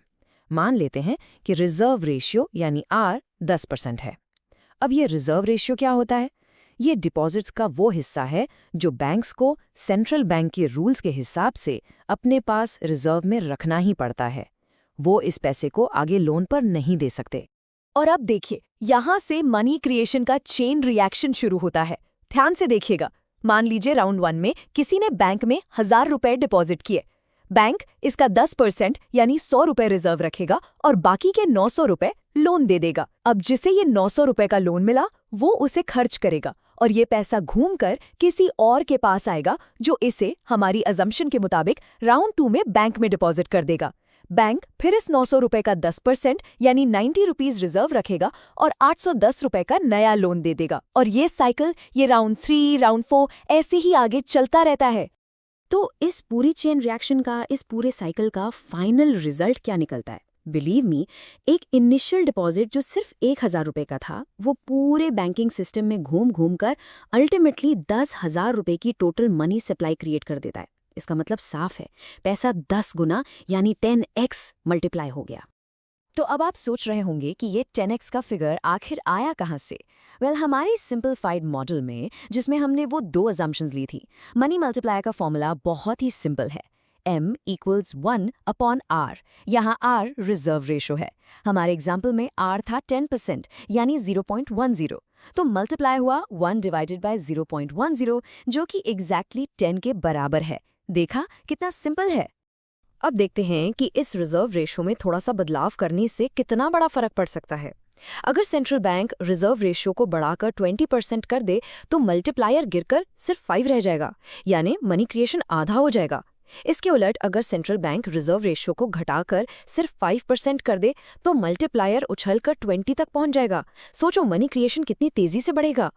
तो इसका साफ और सीधा मतलब ये है कि एक हायर रिजर्व रेशियो से बैंकिंग सिस्टम कम मनी क्रिएट करता है और एक लोअर रिजर्व रेशियो से ज्यादा मनी क्रिएट होता है। इसीलिए ये रिजर्व रेशियो सेंट्रल बैंक के हाथ में मनी सप्लाई को कंट्रोल करने का एक बहुत ही पावरफुल टूल है। लेकिन जैसा कि हम जानते हैं, रियल वर्ल्ड हमारे सिंपल एग्जाम्पल से थोड़ा सा अलग होता है, थोड़ा कॉम्प्लिकेटेड होता है। असलियत में जो एक्चुअल मल्टीप्लायर होता है वो फॉर्मूला से कैलकुलेट किए गए वैल्यू से थोड़ा कम होता है। इसके 2 मेन लिमिटिंग फैक्टर्स हैं। पहला, करेंसी होल्डिंग बाय पब्लिक। जब लोग सारा पैसा बैंक में न डालकर कुछ कैश अपने पास रखते हैं तो वो पैसा बैंकिंग सिस्टम से, उस चेन रिएक्शन से बाहर हो जाता है और आगे मल्टीप्लाई नहीं हो पाता। दूसरा फैक्टर है excess reserves held by banks. कई बार बैंक्स जरूरत से ज्यादा पैसा अपने पास रिजर्व में रखते हैं, शायद फ्यूचर अनसर्टेनिटी के लिए। इस वजह से वो मार्केट में कम लोन दे पाते हैं और मनी क्रिएशन का प्रोसेस स्लो हो जाता है। तो इस पूरे डिस्कशन को अगर हम समराइज करें तो बॉटम लाइन ये है, मनी मल्टीप्लाई कॉन्सेप्ट हमें ये समझाता है कि कैसे हमारा बैंकिंग सिस्टम सेंट्रल बैंक के दिए हुए शुरुआती पैसे यानी मॉनेटरी बेस को एम्पलीफाई करता है, यानी बढ़ाता है, जिससे इकोनॉमी में एक बहुत बड़ी टोटल मनी सप्लाई क्रिएट होती है। ये पूरा process fractional reserve banking system का एक डायरेक्ट नतीजा है। Now let's discuss about the money multiplier approach. देखिए, ये एक बहुत ही इंपॉर्टेंट कॉन्सेप्ट है, स्पेशली अगर आप इकोनॉमी को ठीक से समझना चाहते हैं। तो आखिर ये मनी मल्टीप्लायर अप्रोच है क्या? सिंपल शब्दों में कहें तो ये एक फ्रेमवर्क है, एक ऐसा फ्रेमवर्क जो हमें ये बताता है कि किसी भी इकोनॉमी में जो टोटल पैसा है, जिसे हम मनी सप्लाई कहते हैं, वो आखिर डिटरमिन कैसे होता है। और ये कोई ऐसी वैसी थियोरी नहीं है। इसे डेवलप किया था 2 बहुत ही फेमस इकोनॉमिस्ट्स ने, मिल्टन फ्रीडमन और एना श्वार्ट्ज ने। बेसिकली ये थियोरी हमें ये समझने में हेल्प करती है कि इकोनॉमी में पैसा बनता कैसे है, क्रिएट कैसे होता है और फिर वो बढ़ता या कम कैसे होता है। अच्छा, इसका जो कोर आइडिया है ना, वो काफ़ी सिंपल और इंटरेस्टिंग है। देखिए, थ्योरी कहती है कि जब मार्केट में थोड़ा सा भी हाई पावर्ड मनी डाला जाता है तो उस एक छोटे अमाउंट से जो फाइनल मनी सप्लाई है ना, उसमें एक बहुत बड़ा, मतलब कई गुना इंक्रीज होता है, एक मल्टीपल इंक्रीज। और इसीलिए तो इसका नाम है मनी मल्टीप्लायर अप्रोच। अब सवाल यह है कि ये मल्टीप्लिकेशन, ये जादू होता कैसे है? बस वही हम अब आगे डिटेल में समझेंगे। ओके, तो इस पूरे कॉन्सेप्ट की ना एक नींव है, एक कोर फॉर्मूला, और वो है M = M × H। चलिए इसको ब्रेक डाउन करते हैं। यहाँ M का मतलब है टोटल मनी सप्लाई, मतलब इकोनॉमी में टोटल कितना पैसा है। फिर आता है H, जिसका मतलब है हाई पावर्ड मनी, इसको हम बेस मनी भी कहते हैं। और फिर सबसे इंपॉर्टेंट है M, ये m ही है मनी मल्टीप्लायर। यही वो मैजिक इंग्रेडिएंट है जो इस बेस मनी h को मल्टीप्लाई करके टोटल मनी सप्लाई m बना देता है। तो अब इस प्रोसेस को आगे बढ़ाते हैं। इसमें जो सबसे पहला और कह सकते हैं सबसे पावरफुल प्लेयर है वो है सेंट्रल बैंक। और हमारे इंडिया के केस में ये रोल कौन निभाता है? बिल्कुल सही, the reserve bank of India यानी आरबीआई। तो चलिए सबसे पहले आरबीआई के रोल को ही ठीक से समझते हैं। ओके, हमने H यानी हाई पावर्ड मनी की बात की थी, पर ये है क्या चीज़? वेल, ये वो टोटल करेंसी है जो सेंट्रल बैंक यानी आरबीआई इशू करती है। आप इसको ऐसे सोचिए जैसे ये एक बीज है, एक सीड, और इसी बीज से कमर्शियल बैंक्स आगे जाकर नए पैसे का पूरा पेड़ उगाते हैं। दैट्स वाई इसको बेस मनी भी बोला जाता है। और यहाँ सबसे क्रूशियल बात यह है कि H वो वेरिएबल है जिसे आरबीआई डायरेक्टली पूरी तरह से कंट्रोल करता है। तो अब H और M यानी हाई पावर्ड मनी और मनी सप्लाई के बीच का कनेक्शन कैसा है? बहुत ही सिंपल, एकदम सीधा, डायरेक्ट और पॉजिटिव रिलेशनशिप है। मतलब अगर आरबीआई मार्केट में H बढ़ाता है तो M भी बढ़ जाएगा, और अगर आरबीआई H को कम करता है तो M भी कम हो जाएगा। सिंपल सी बात है, सीधा हिसाब, अज्यूमिंग ऑफ कोर्स कि बाकी सारी चीजें कांस्टेंट हैं। ठीक है, सेंट्रल बैंक का रोल तो क्लियर हो गया। अब पिक्चर में आते हैं दूसरे इंपॉर्टेंट प्लेयर्स, कमर्शियल बैंक्स। ये वही हैं जो आरबीआई के दिए हुए बेस मनी को लेते हैं और उससे पैसा मल्टीप्लाई करने का काम करते हैं। Kind like magic, right? तो चलिए देखते हैं ये काम करते कैसे हैं। कमर्शियल बैंक्स कैसे काम करते हैं, इसको समझने के लिए एक कॉन्सेप्ट बहुत बहुत इंपॉर्टेंट है, और वो है रिजर्व रेशियो, जिसको हम R से लिखते हैं। अब ये क्या है? देखिए, आप बैंक में जो पैसा डिपॉजिट करते हैं, बैंक उस सारे पैसे को आगे लोन नहीं दे सकता। उसका एक छोटा सा हिस्सा, एक फ्रैक्शन, उसे अपने पास रिजर्व में रखना पड़ता है। इसी फ्रैक्शन को कहते हैं रिजर्व रेशियो। फॉर्मूला भी सिंपल है, रिजर्व्स को टोटल डिपॉजिट से डिवाइड कर दो, और यही R है जो डिसाइड करता है कि बैंक आपके डिपॉजिट से कितना पैसा आगे लोन देकर नया मनी क्रिएट कर पाएगा। अच्छा, अब यहाँ एक बहुत ही क्रूशियल पॉइंट है। इस रिजर्व रेशियो का मनी सप्लाई से कैसा रिश्ता है? डायरेक्ट? नहीं, बिल्कुल उल्टा, इनवर्स रिलेशनशिप है। इसका मतलब क्या हुआ? सोचो, अगर रिजर्व रेशियो बढ़ जाता है तो बैंक्स को ज्यादा पैसा साइड में रखना पड़ेगा, राइट? इसका मतलब वो कम पैसा लोन दे पाएंगे। रिजल्ट, मनी सप्लाई कम हो जाएगा। और इसका उल्टा, अगर रिजर्व रेशियो कम हो जाए तो बैंक्स ज्यादा से ज्यादा लोन दे पाएंगे और मनी सप्लाई बढ़ जाएगा। सिंपल इनवर्स लॉजिक है। ये इनवर्स रिलेशनशिप थोड़ा कंफ्यूजिंग लग सकता है, तो इसको ना और भी आसान बनाते हैं। चलिए एक सिंपल सा प्रैक्टिकल एग्जाम्पल लेते हैं। इस एग्जाम्पल से आपको क्रिस्टल क्लियर हो जाएगा कि बैंक्स एक्चुअली में पैसा बनाते कैसे हैं। ओके, सो इमेजिन करिए आप बैंक जाते हैं और 10,000 रुपए डिपॉजिट करते हैं। ये हुआ हमारा स्टेप 1। अब मान लेते हैं कि रिजर्व रेशियो है 10%, तो बैंक क्या करेगा? वो इस 10,000 का 10% यानी 1,000 रुपए अपने पास रिजर्व में रख लेगा, राइट? ये हुआ स्टेप 2। अब बैंक के पास बचे 9,000 रुपीज। इसका क्या करेगा बैंक? ऑफ कोर्स वो इसे किसी और कस्टमर को लोन दे देगा। ये है स्टेप 3। और अब आता है मैजिक। जैसे ही 9,000 रुपए का लोन किसी और के पास जाता है, वो पैसा भी तो कहीं ना कहीं बैंक में ही डिपॉजिट होगा, और वहां से ये प्रोसेस फिर से शुरू हो जाएगा। देखा आपने, आपके एक 10,000 की डिपॉजिट से मार्केट में 9,000 रुपीज का नया पैसा क्रिएट हो गया, और ये साइकिल चलता रहता है। अच्छा, एक और चीज, हम रिजर्व्स की बात कर रहे हैं, पर ये भी 2 टाइप के होते हैं, जानना इंपॉर्टेंट है। पहला टाइप है रिक्वायर्ड रिजर्व्स। इसके नाम से ही क्लियर है, ये वो मिनिमम अमाउंट है जो बैंक को बाय लॉ अपने पास रखना ही पड़ता है। ये रूल आरबीआई सेट करता है, और इसको फॉलो करना एक लीगल कंप्लायंस है, मतलब जरूरी है। फिर दूसरा टाइप है एक्सेस रिजर्व्स। ये क्या है? ये वो एक्स्ट्रा पैसा है जो बैंक रिक्वायर्ड मिनिमम के ऊपर अपनी मर्जी से रखता है। क्यों? Simple, for safety and liquidity. ये बैंक का अपना बिजनेस डिसीजन होता है जो वो रिस्क को देख कर लेता है।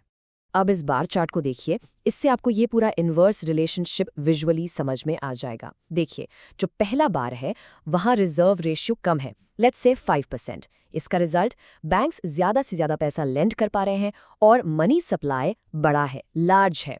अब दूसरा बार देखिए, यहाँ रिजर्व रेशियो हाई है, मान लीजिए 20%। तो क्या हुआ? बैंक्स को ज्यादा पैसा रिजर्व में लॉक करना पड़ रहा है, क्योंकि लेंडिंग कैपेसिटी कम हो गई, और इसलिए मनी सप्लाई छोटा हो गया, श्रिंक हो गया। ओके, तो काफ़ी कुछ समझ लिया हमने, सेंट्रल बैंक का रोल, कमर्शियल बैंक्स का रोल। अब टाइम है इन सब की रिलेशनशिप्स को एक साथ देखने का। चलिए एक क्विक समरी करते हैं एक सिंपल टेबल के थ्रू। इससे सारे पॉइंट्स रिवाइज हो जाएंगे और बिल्कुल क्लियर हो जाएंगे। तो इस समरी टेबल को देखिए, इससे पूरी पिक्चर एकदम क्लियर हो जाती है। मनी सप्लाई को बेसिकली दो मेन फोर्सेस कंट्रोल करती हैं। Number 1, central bank. ये कंट्रोल करता है हाई पावर्ड मनी यानी एच, और इसका मनी सप्लाई एम के साथ कैसा रिलेशनशिप है? बिल्कुल डायरेक्ट। एच बढ़ेगा तो एम भी बढ़ेगा। Number 2, commercial banks. इनका कंट्रोलिंग वेरिएबल है रिजर्व रेशियो यानी आर, और इसका रिलेशनशिप है इनवर्स यानी उल्टा। अगर आर बढ़ेगा तो एम कम होगा। तो इन्हीं दो फोर्सेस, सेंट्रल बैंक और कमर्शियल बैंक्स के एक्शंस और इंटरैक्शन से हमारी इकोनॉमी का टोटल मनी सप्लाई डिसाइड होता है। Now let's discuss about the role of excess reserves in money creation. ये एक बहुत ही इंपॉर्टेंट इकोनॉमिक कॉन्सेप्ट है। देखिए, बैंक्स के पास जो एक्स्ट्रा पैसा होता है ना, वो उसके साथ क्या करते हैं और उसका पूरी इकोनॉमी पर यानी मनी सप्लाई पर क्या असर पड़ता है। चलिए इसको आसान भाषा में अच्छे से समझते हैं। तो सबसे पहला सवाल, ये एक्सेस रिजर्व्स आखिर हैं क्या? जैसा कि नाम से ही क्लियर हो रहा है, ये एक्सेस हैं यानी ज्यादा हैं। पर किस चीज से ज्यादा? ये उस लीगल रिक्वायरमेंट से ज्यादा हैं जो सेंट्रल बैंक यानी हमारे देश में reserve bank of India set करता है। बेसिकली ये वो एक्स्ट्रा कैश है जो कमर्शियल बैंक्स अपने पास रखते हैं आरबीआई के निर्देशों से ज्यादा। देखिए, आरबीआई हर बैंक को कहता है कि उनके पास जितना भी टोटल डिपॉजिट है उसका एक सर्टेन परसेंटेज उन्हें रिजर्व में रखना ही पड़ेगा। इस कंपल्सरी अमाउंट को हम कहते हैं रिक्वायर्ड रिजर्व्स, और इसके ऊपर बैंक जो भी कैश होल्ड करता है वही उनका एक्सेस रिजर्व कहलाता है। इसका एक बड़ा सिंपल सा फॉर्मूला है। बैंक के पास जो टोटल रिजर्व्स हैं उसमें से अगर हम रिक्वायर्ड रिजर्व्स को माइनस कर दें तो जो बचता है वो है एक्सेस रिजर्व्स। चलिए एक एग्जांपल लेते हैं। मान लीजिए एक बैंक के पास 100 करोड़ के टोटल रिजर्व्स हैं और आरबीआई का रूल है कि उन्हें 10 करोड़ एज रिक्वायर्ड रिजर्व्स रखने हैं। तो सिंपल कैलकुलेशन है, बैंक के पास 90 करोड़ के एक्सेस रिजर्व्स हैं। लेकिन यहाँ एक लॉजिकल सवाल उठता है, कोई भी बैंक अपने पास फालतू का कैश क्यों रखेगा जब उस पैसे पर उसे कोई इंटरेस्ट ही नहीं मिल रहा है? और यहीं पर अपॉर्चुनिटी कॉस्ट का कॉन्सेप्ट काम में आता है। अपॉर्चुनिटी कॉस्ट का मतलब है वो प्रॉफिट जो आपने गवा दिया क्योंकि आपने एक ऑप्शन छोड़कर दूसरा चुना। बैंक्स के लिए ये आइडल कैश रखना मतलब लोन देकर इंटरेस्ट कमाने का मौका गवा देना। इसको ना एक गुल्लक और एक फिक्स्ड डिपॉजिट के एग्जाम्पल से समझते हैं। गुल्लक में पैसा एकदम सेफ रहता है पर उस पर कोई इंटरेस्ट नहीं मिलता। वहीं फिक्स्ड डिपॉजिट में पैसा बढ़ता है पर थोड़ा रिस्क रहता है। बैंक्स के लिए भी डिसीजन बिल्कुल ऐसा ही होता है। एक्सेस रिजर्व्स होल्ड करना मतलब गुल्लक में पैसा रखने जैसा है, बिल्कुल सेफ, रिस्क बहुत कम पर प्रॉफिट जीरो। और उसी पैसे को लोन पर देना एफडी जैसा है, इंटरेस्ट मिलेगा पर रिस्क भी है कि कहीं लोन डिफॉल्ट ना हो जाए। ओके, तो अब आगे बढ़ते हैं और देखते हैं कि मार्केट के इंटरेस्ट रेट्स और बैंक के एक्सेस रिजर्व्स के बीच आखिर क्या कनेक्शन है। ये कनेक्शन बिल्कुल एक सीसॉ की तरह काम करता है। मतलब जब एक चीज ऊपर जाती है तो दूसरी चीज नीचे आती है, और ये पूरे मनी सप्लाई को डायरेक्टली इंपैक्ट करता है। तो यहाँ क्रूशियल पॉइंट ये है कि सोचिए, जब मार्केट में इंटरेस्ट रेट्स बढ़ जाते हैं तो बैंक्स के लिए लोन देना ज़्यादा प्रॉफिटेबल हो जाता है। ऐसे में अपने पास बेकार का कैश रखने का अपॉर्चुनिटी कॉस्ट भी बढ़ जाता है। बैंक सोचेगा कि इतना अच्छा इंटरेस्ट छोड़कर मैं कैश क्यों होल्ड करूं, इसलिए वो ज़्यादा से ज़्यादा लोन देते हैं और अपने एक्सेस रिजर्व्स को कम कर देते हैं। और अब इसका अपोजिट यानी उल्टा सोचते हैं। जब इंटरेस्ट रेट्स कम हो जाते हैं तो बैंक सोचते हैं कि इतने कम प्रॉफिट के लिए लोन देने का रिस्क क्यों लें।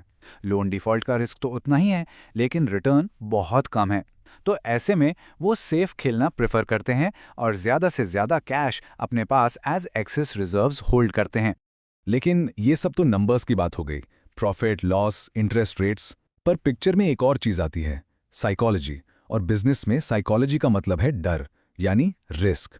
इकोनॉमी हमेशा सिर्फ नंबर्स पर नहीं चलती, इंसानी इमोशंस, खासकर डर का बहुत बड़ा रोल होता है। और बैंक्स के लिए प्रॉफिट की इच्छा से भी ज्यादा पावरफुल हो सकता है उनके बिजनेस के डूबने का डर। जब इकोनॉमी में गड़बड़ होती है, जैसे रिसेशन का डर या कोई बड़ा फाइनेंशियल क्राइसिस, तो बैंक का फोकस प्रॉफिट से हटकर सेफ्टी पर आ जाता है। उनकी सबसे बड़ी प्रायोरिटी ये बन जाती है कि वो अपने डिपॉजिटर्स को उनका पैसा टाइम पर दे सकें। आखिर एक बैंक की पूरी रेप्यूटेशन इसी ट्रस्ट पर टिकी होती है। और ऐसे सिचुएशंस में जैसे फाइनेंशियल पैनिक या economic instability, banks cash hold करने लगते हैं यानी जमा करने लगते हैं। उन्हें डर होता है कि लोग पैनिक में आकर अचानक अपना सारा पैसा निकालने आ जाएंगे, इसलिए वो ज़्यादा से ज़्यादा कैश अपने पास रखते हैं ताकि वो कस्टमर विड्रॉल्स को आराम से हैंडल कर सकें और मार्केट में उनका ट्रस्ट बना रहे। चलिए इसको अब एक रियल वर्ल्ड एग्जाम्पल से समझते हैं। एक ऐसी सिचुएशन जो हम सबने देखी है, कोविड-19 पैंडेमिक। ये एक परफेक्ट केस स्टडी है ये समझने के लिए कि सेंट्रल बैंक की पॉलिसीज हमेशा वैसा रिजल्ट क्यों नहीं देती जैसा सोचा जाता है। थ्योरी और प्रैक्टिकल में फर्क आ जाता है। तो देखिए चेन ऑफ इवेंट्स कैसे चलती है। स्टेप 1 क्राइसिस आया। स्टेप 2 सेंट्रल बैंक जैसे आरबीआई पॉलिसी रेट्स कम कर देती है। उम्मीद ये होती है कि इससे बैंक सस्ते लोन देंगे और इकोनॉमी में पैसा फ्लो करेगा। लेकिन होता है स्टेप 3 कमर्शियल बैंक्स को फ्यूचर अनसर्टन दिखता है। उन्हें डर लगता है कि बिजनेस बंद हो जाएंगे, लोग लोन नहीं चुका पाएंगे, तो वो प्रॉफिट से ऊपर सेफ्टी को रखते हैं। और इसका आउटकम बैंक्स उस पैसे को लोन में देने के बजाय अपने पास एज एक्सेस रिजर्व्स जमा कर लेते हैं। और इसका रिजल्ट क्या होता है? मॉनेटरी पॉलिसी का ट्रांसमिशन फेल हो जाता है। ये एक इंपॉर्टेंट टर्म है। इसका मतलब ये है कि सेंट्रल बैंक ने तो इकोनॉमी को स्टिमुलेट करने के लिए सिग्नल दे दिया, लेकिन कमर्शियल बैंक्स ने डर के कारण उस सिग्नल को आगे पब्लिक तक पास ही नहीं किया।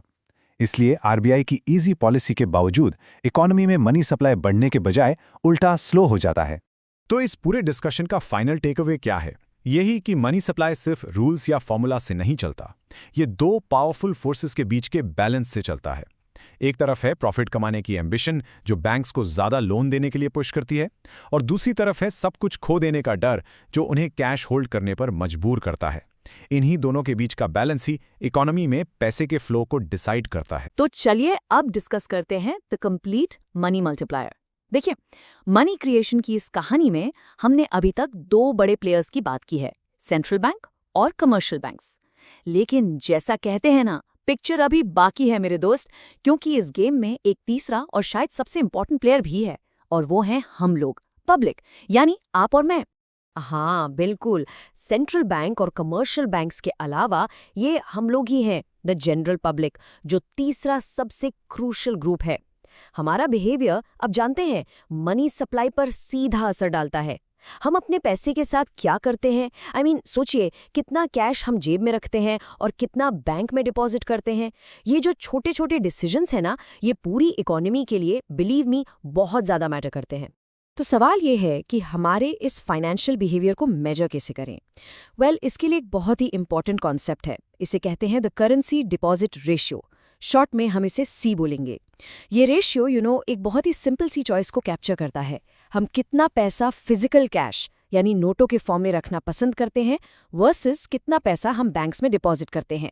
और ये सिंपल सी चॉइस, बिलीव मी, पूरे के पूरे क्रेडिट सिस्टम को हिलाकर रख सकती है। So what exactly is this currency deposit ratio? चलिए बिल्कुल सिंपल टर्म्स में समझते हैं। ये जो सी है ना, ये बेसिकली एक प्रोपोर्शन है। ये बताता है कि लोग अपने पास कितना पैसा हार्ड कैश, मतलब सी फॉर करेंसी, में रखते हैं as compare to the amount जो वो बैंक डिपॉजिट्स यानी डी फॉर डिपॉजिट्स में रखते हैं। इसका फॉर्मूला इसलिए बहुत ही आसान है। C is equal to C divided by D। यहाँ C का मतलब है करेंसी विद द पब्लिक और D का मतलब है उनके डिमांड डिपॉजिट्स जो बैंक्स में हैं। ओके, बट ये कैश रेशियो ऊपर नीचे क्यों होता रहता है? ऐसा क्या है? इसके पीछे ना कुछ बहुत ही इंटरेस्टिंग फैक्टर्स हैं। सबसे पहला, हमारी बैंकिंग हैबिट्स। देखिए, अगर लोगों को बैंकिंग सिस्टम पर पूरा ट्रस्ट है और एटीएम या ऑनलाइन बैंकिंग जैसी चीजें आसानी से अवेलेबल हैं, तो लोग कम कैश रखेंगे। सिंपल सी बात है। अगर आप यूपीआई यूज करते हैं तो आपके वॉलेट में कैश कम ही मिलेगा, राइट? फिर दूसरा इंपॉर्टेंट फैक्टर है इकोनॉमिक एक्टिविटी। सोच के देखिए, फेस्टिवल्स के टाइम जैसे दिवाली या ईद या फिर गांव में हार्वेस्ट सीजन के टाइम लोग ज्यादा खर्च करते हैं ना, तो कैश की डिमांड नेचुरली बढ़ जाती है। और तीसरा, जो आजकल सबसे बड़ा गेम चेंजर है, वो है फाइनेंशियल इनोवेशन। यूपीआई और डिजिटल वॉलेट्स के आने से फिजिकल कैश की जरूरत ही इतनी कम हो गई है कि कैश रेशियो नेचुरली नीचे जा रहा है। तो सीआर रेशियो का आखिर सो व्हाट इम्पैक्ट क्या है इसका? चलिए इसको समझने के लिए दो अलग अलग सिनेरियोज इमेजिन करते हैं। एक तरफ मानिए सीआर रेशियो बहुत लो है। लो सीआर मतलब लोग अपना ज्यादातर पैसा बैंक्स में डिपॉजिट कर रहे हैं। इसका रिजल्ट, बैंक्स के पास लोन देने के लिए पैसों का समंदर आ जाता है, ढेर सारा फंड, और इससे मनी मल्टीप्लिकेशन का पोटेंशियल स्काई हाई हो जाता है।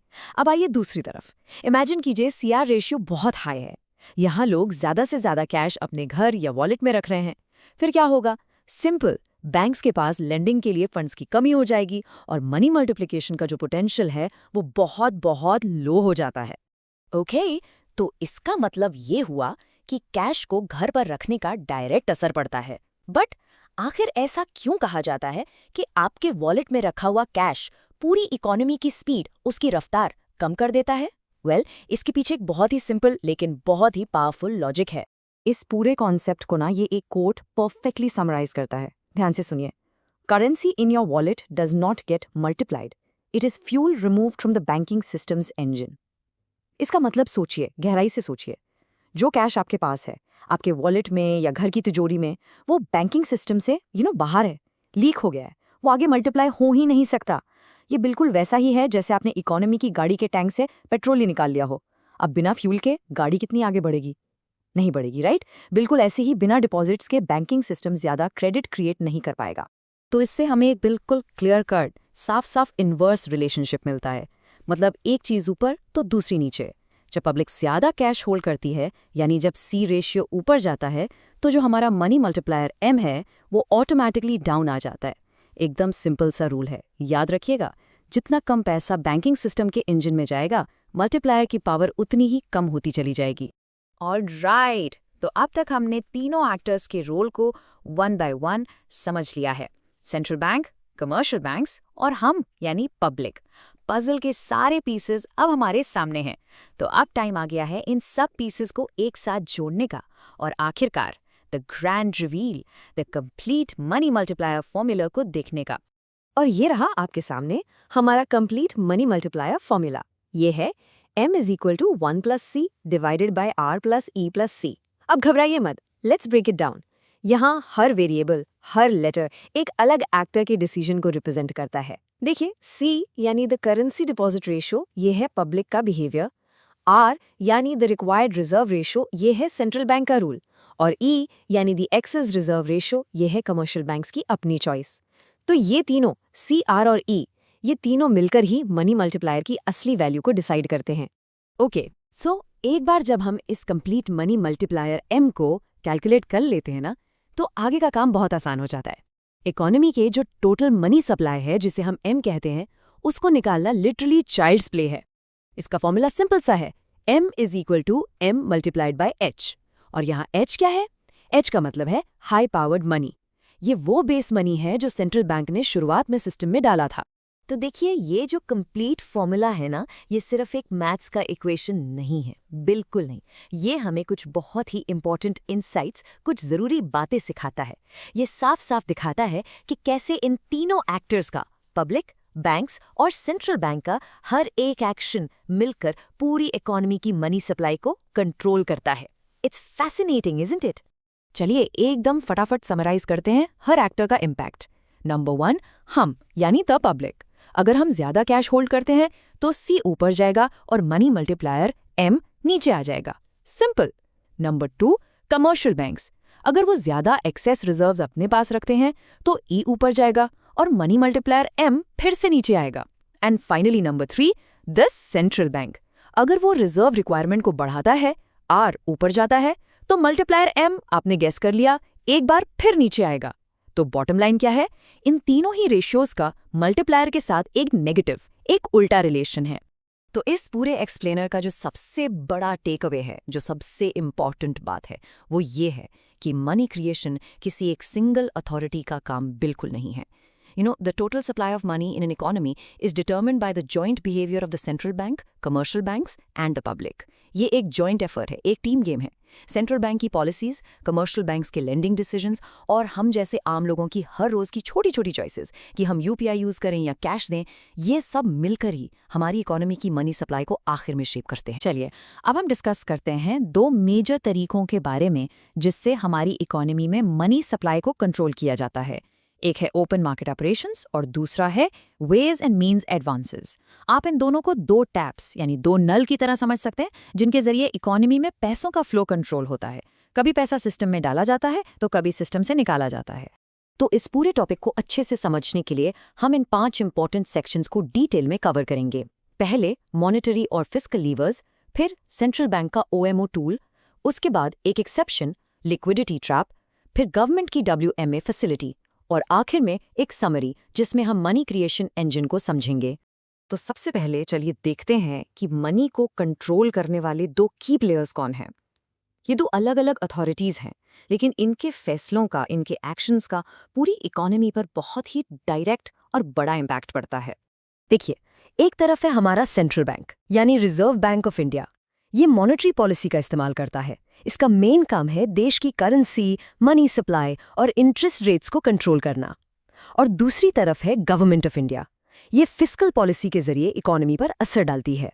फिस्कल पॉलिसी मतलब गवर्नमेंट की कमाई, खर्चे और उधार से जुड़े सारे फैसले। ओके, तो चलिए अब पहले टैब की बात करते हैं। ये है सेंट्रल बैंक का एक बहुत ही पावरफुल टूल जिसे कहते हैं ओपन मार्केट ऑपरेशंस यानी OMO।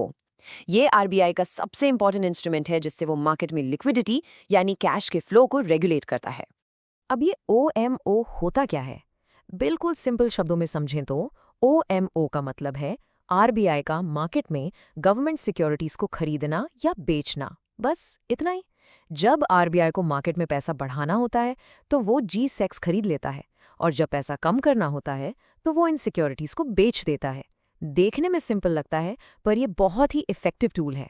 चलिए इसका प्रोसेस स्टेप बाय स्टेप समझते हैं। सोचो कि RBI को इकोनॉमी में मनी सप्लाई बढ़ानी है, तो वो क्या करेगा?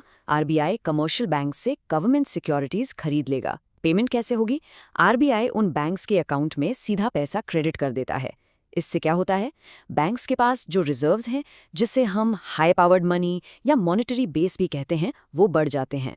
रिजल्ट, अब बैंक्स के पास पब्लिक और बिजनेसेस को लोन देने के लिए ज्यादा पैसा है। और जैसे ही बैंक्स के रिजर्व्स बढ़ते हैं, यहाँ से शुरू होता है एक amazing concept, the money multiplier effect.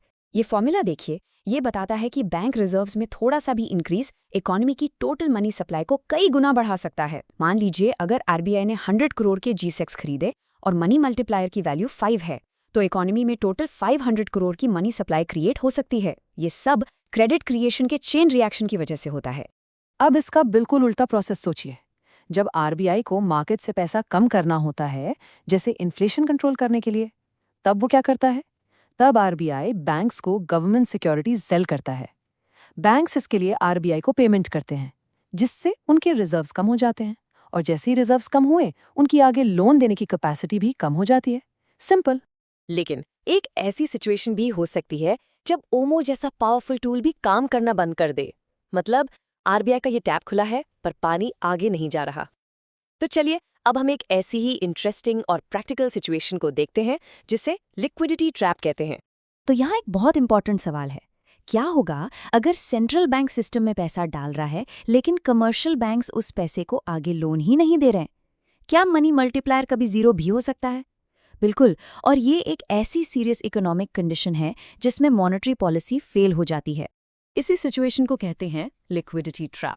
ऐसा अक्सर तब होता है जब इंटरेस्ट रेट्स ऑलरेडी बहुत ज़्यादा लो होते हैं, लगभग जीरो, और इकोनॉमी में एक डर या अनसर्टेनिटी का माहौल बना होता है।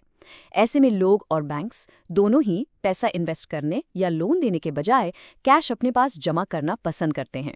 इससे मनी मल्टीप्लायर इफेक्ट रुक जाता है और RBI की सारी कोशिशें बेकार हो जाती हैं। ओके, तो OMO की बात हो गई। अब चलते हैं हमारे दूसरे टैब पर। यह है गवर्नमेंट के WMA फैसिलिटी यानी वेज एंड मीन्स एडवांसेस। ये एक अलग तरीका है जिससे पैसा इकोनॉमी में एंटर करता है, पर यह OMO से काफ़ी डिफरेंट है। तो WMA है क्या? बेसिकली WMA एक तरह का शॉर्ट टर्म लोन है जो सेंट्रल और स्टेट गवर्नमेंट्स RBI से लेती हैं।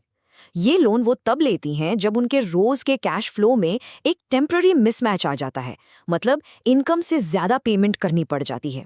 एक इंपॉर्टेंट बात याद रखिए, ये उनके बजट के घाटे को पूरा करने के लिए नहीं है, बस टेम्पररी कैश फ्लो मैनेज करने के लिए है। अब देखते हैं कि इससे मनी सप्लाई कैसे बढ़ती है। स्टेप 1, गवर्नमेंट को अपने खर्चों के लिए टेम्पररी कैश की कमी हो जाती है। स्टेप 2, वो RBI से WMA के अंडर पैसा बोरो करती है। स्टेप 3, RBI गवर्नमेंट के अकाउंट में पैसा क्रेडिट कर देता है। स्टेप 4, गवर्नमेंट उस पैसे को खर्च करती है, जैसे सैलरीज, पेंशन्स या प्रोजेक्ट्स पर। स्टेप 5, ये पैसा लोगों के कमर्शियल बैंक अकाउंट्स में जाता है। और फाइनल इम्पैक्ट, कमर्शियल बैंक्स के रिजर्व्स बढ़ जाते हैं और आगे मनी मल्टीप्लायर इफेक्ट शुरू हो जाता है। तो इसका आसान सा मतलब ये है कि जब भी गवर्नमेंट का खर्चा सेंट्रल बैंक यानी RBI फाइनेंस करता है, तो वो सीधे सीधे मनी क्रिएशन के इंजन को स्टार्ट कर देता है। ये WMA OMO की तरह डायरेक्ट टूल नहीं है, लेकिन इसका असर बिल्कुल वैसा ही होता है। तो चलिए अब इस पूरे कॉन्सेप्ट को आखिर में अच्छे से समराइज करते हैं। हम देखेंगे कि ये दोनों टैब्स यानी OMO और WMA एक ही इकोनॉमिक बकेट को कैसे भरते हैं। तो पहले टैप का रिकैप करते हैं। सेंट्रल बैंक का OMO, इसका टूल है ओपन मार्केट ऑपरेशंस। आरबीआई इसमें गवर्नमेंट सिक्योरिटीज को खरीदता या बेचता है। ये सीधा कमर्शियल बैंक्स के रिजर्व्स पर असर डालता है। और सबसे इंपॉर्टेंट, ये आरबीआई का एक सोचा समझा डायरेक्ट मॉनेटरी पॉलिसी एक्शन है। और अब दूसरा टैप, गवर्नमेंट का WMA, इसका टूल है वेज एंड मीन्स एडवांसेस। इसमें गवर्नमेंट आरबीआई से अपने शॉर्ट टर्म कैश फ्लो के लिए उधार लेती है। ये इनडायरेक्टली गवर्नमेंट स्पेंडिंग के थ्रू बैंक रिजर्व्स को बढ़ाता है। और याद रखिए, ये कोई डायरेक्ट मॉनेटरी पॉलिसी टूल नहीं, बल्कि गवर्नमेंट की अपनी फिस्कल ज़रूरतों का रिजल्ट है। तो सबका फाइनल टेक अवे क्या है? टेक अवे ये है कि चाहे OMO हो या WMA, दोनों का एंड रिजल्ट बिल्कुल सेम है। कमर्शियल बैंक्स के कैश रिजर्व्स बढ़ जाते हैं, और जैसे ही ये रिजर्व्स बढ़ते हैं, क्रेडिट क्रिएशन का प्रोसेस शुरू हो जाता है, जिससे इकोनॉमी में ओवरऑल मनी सप्लाई एक्सपैंड हो जाती है। तो एक डायरेक्ट एक्शन है और दूसरा इनडायरेक्ट रिजल्ट, लेकिन दोनों ही मनी क्रिएशन के इंजन को फ्यूल करते हैं। तो चलिए अब डिस्कस करते हैं credit multiplier and deposit expansion के बारे में। तो क्रेडिट मल्टीप्लायर, जिसे हम डिपॉजिट मल्टीप्लायर भी कहते हैं, ये आखिर है क्या? इसको आप एक तरह का फाइनेंशियल मैजिक ट्रिक समझ सकते हैं। यह हमें बताता है कि कैसे आपका एक छोटा सा इनिशियल डिपॉजिट पूरे बैंकिंग सिस्टम में एंटर होने के बाद कई गुना यानी मल्टीपल टाइम्स एक्सपैंड हो जाता है। और इस पूरे मैजिक के पीछे का सीक्रेट क्या है? वो है फ्रैक्शनल रिजर्व बैंकिंग। ये एक ऐसा सिस्टम है जहां बैंक्स को अपने पास आने वाले हर डिपॉजिट का सिर्फ एक छोटा सा फ्रैक्शन, एक छोटा हिस्सा एज अ रिजर्व रखना जरूरी होता है। बाकी का सारा पैसा वो आगे लोन देने के लिए फ्री है। आप देखिए, थ्योरी तो ठीक है, लेकिन इस इंपॉर्टेंट कॉन्सेप्ट को आइए एक बहुत ही सिंपल प्रैक्टिकल एग्जाम्पल से समझते हैं। हम एक 1000 रुपए के नोट की जर्नी को ट्रेस करेंगे, उसको फॉलो करेंगे और देखेंगे कि वो बैंकिंग सिस्टम के अंदर जाके आखिर कैसे मल्टीप्लाई हो जाता है। तो आइए एक कहानी शुरू करते हैं। मान लीजिए एक पर्सन ए है जो बैंक X में जाकर 1000 रुपीज डिपॉजिट करता है। Simple, right? बैंक के पास अब 1000 रुपीज आ गए। लेकिन यहां पर एक बहुत ही इंपॉर्टेंट रूल अप्लाई होता है, द रिक्वायर्ड रिजर्व रेशियो यानी RRR। हम इस एग्जाम्पल के लिए अज्यूम कर रहे हैं कि ये 20% है। इसका सीधा सा मतलब ये है कि सेंट्रल बैंक का रूल है कि बैंक X को इस 1000 का 20% लीगली अपने पास कैश में रखना ही पड़ेगा। वो इस पैसे को हाथ नहीं लगा सकता या आगे लोन पर नहीं दे सकता। तो बैंक X क्या करेगा? वो उस 1000 रुपए में से 20% यानी 200 रुपए एज रिजर्व्स निकालकर साइड में रख देगा। और यहीं से असली गेम शुरू होता है। जो बाकी के 800 रुपए बचे, बैंक उस अमाउंट को पर्सन B को लोन पर दे देता है। अब सोचिए, अचानक से क्या हुआ? सिस्टम में 800 रुपए क्रिएट हो गए। कैसे? क्योंकि पर्सन A का जो 1000 रुपए का डिपॉजिट है, वो तो अभी भी बैंक में सेफ है, और अब पर्सन B के हाथ में भी 800 रुपए कैश आ गया है। तो मनी सप्लाई ऑटोमेटिकली बढ़ गया। अब ये साइकिल आगे कैसे बढ़ता है? पर्सन बी ने जो लोन लिया था, उस 800 रुपए से वो पर्सन सी को कोई पेमेंट कर देता है। मान लीजिए उसने कुछ खरीदा। अब पर्सन सी उन 800 रुपए का क्या करता है? वो उसको ले जाकर एक दूसरे बैंक वाई में डिपॉजिट कर देता है। तो देखिए, वो 800 रुपए सिस्टम से कहीं गायब नहीं हुए। वो बस एक इंसान से दूसरे इंसान के पास गए और फिर घूमकर बैंकिंग सिस्टम में ही वापस आ गए, एक नए डिपॉजिट के फॉर्म में। और ये प्रोसेस, ये साइकिल यहां रुकता नहीं है, ये चलता ही रहता है। बैंक वाई भी सेम 20% RRR का रूल फॉलो करता है। वो 800 रुपए में से 20% यानी 160 रुपए एज रिजर्व रखता है और बाकी के 640 रुपीज पर्सन डी को आगे लोन दे देता है। ये डिपॉजिट और लेंडिंग का प्रोसेस बार बार रिपीट होता जाता है। हाँ, हर बार लोन का अमाउंट थोड़ा छोटा हो जाता है, लेकिन ये पूरे बैंकिंग सिस्टम में एक पावरफुल रिपल इफेक्ट क्रिएट करता है। तो अब सबसे बड़ा सवाल यह है कि इस पूरे चेन रिएक्शन का टोटल इम्पैक्ट, टोटल असर कितना होगा? क्या इसको जानने के लिए हमें ऐसे हर छोटे छोटे लोन को एंडलेसली ऐड करते रहना पड़ेगा? नहीं, बिल्कुल नहीं।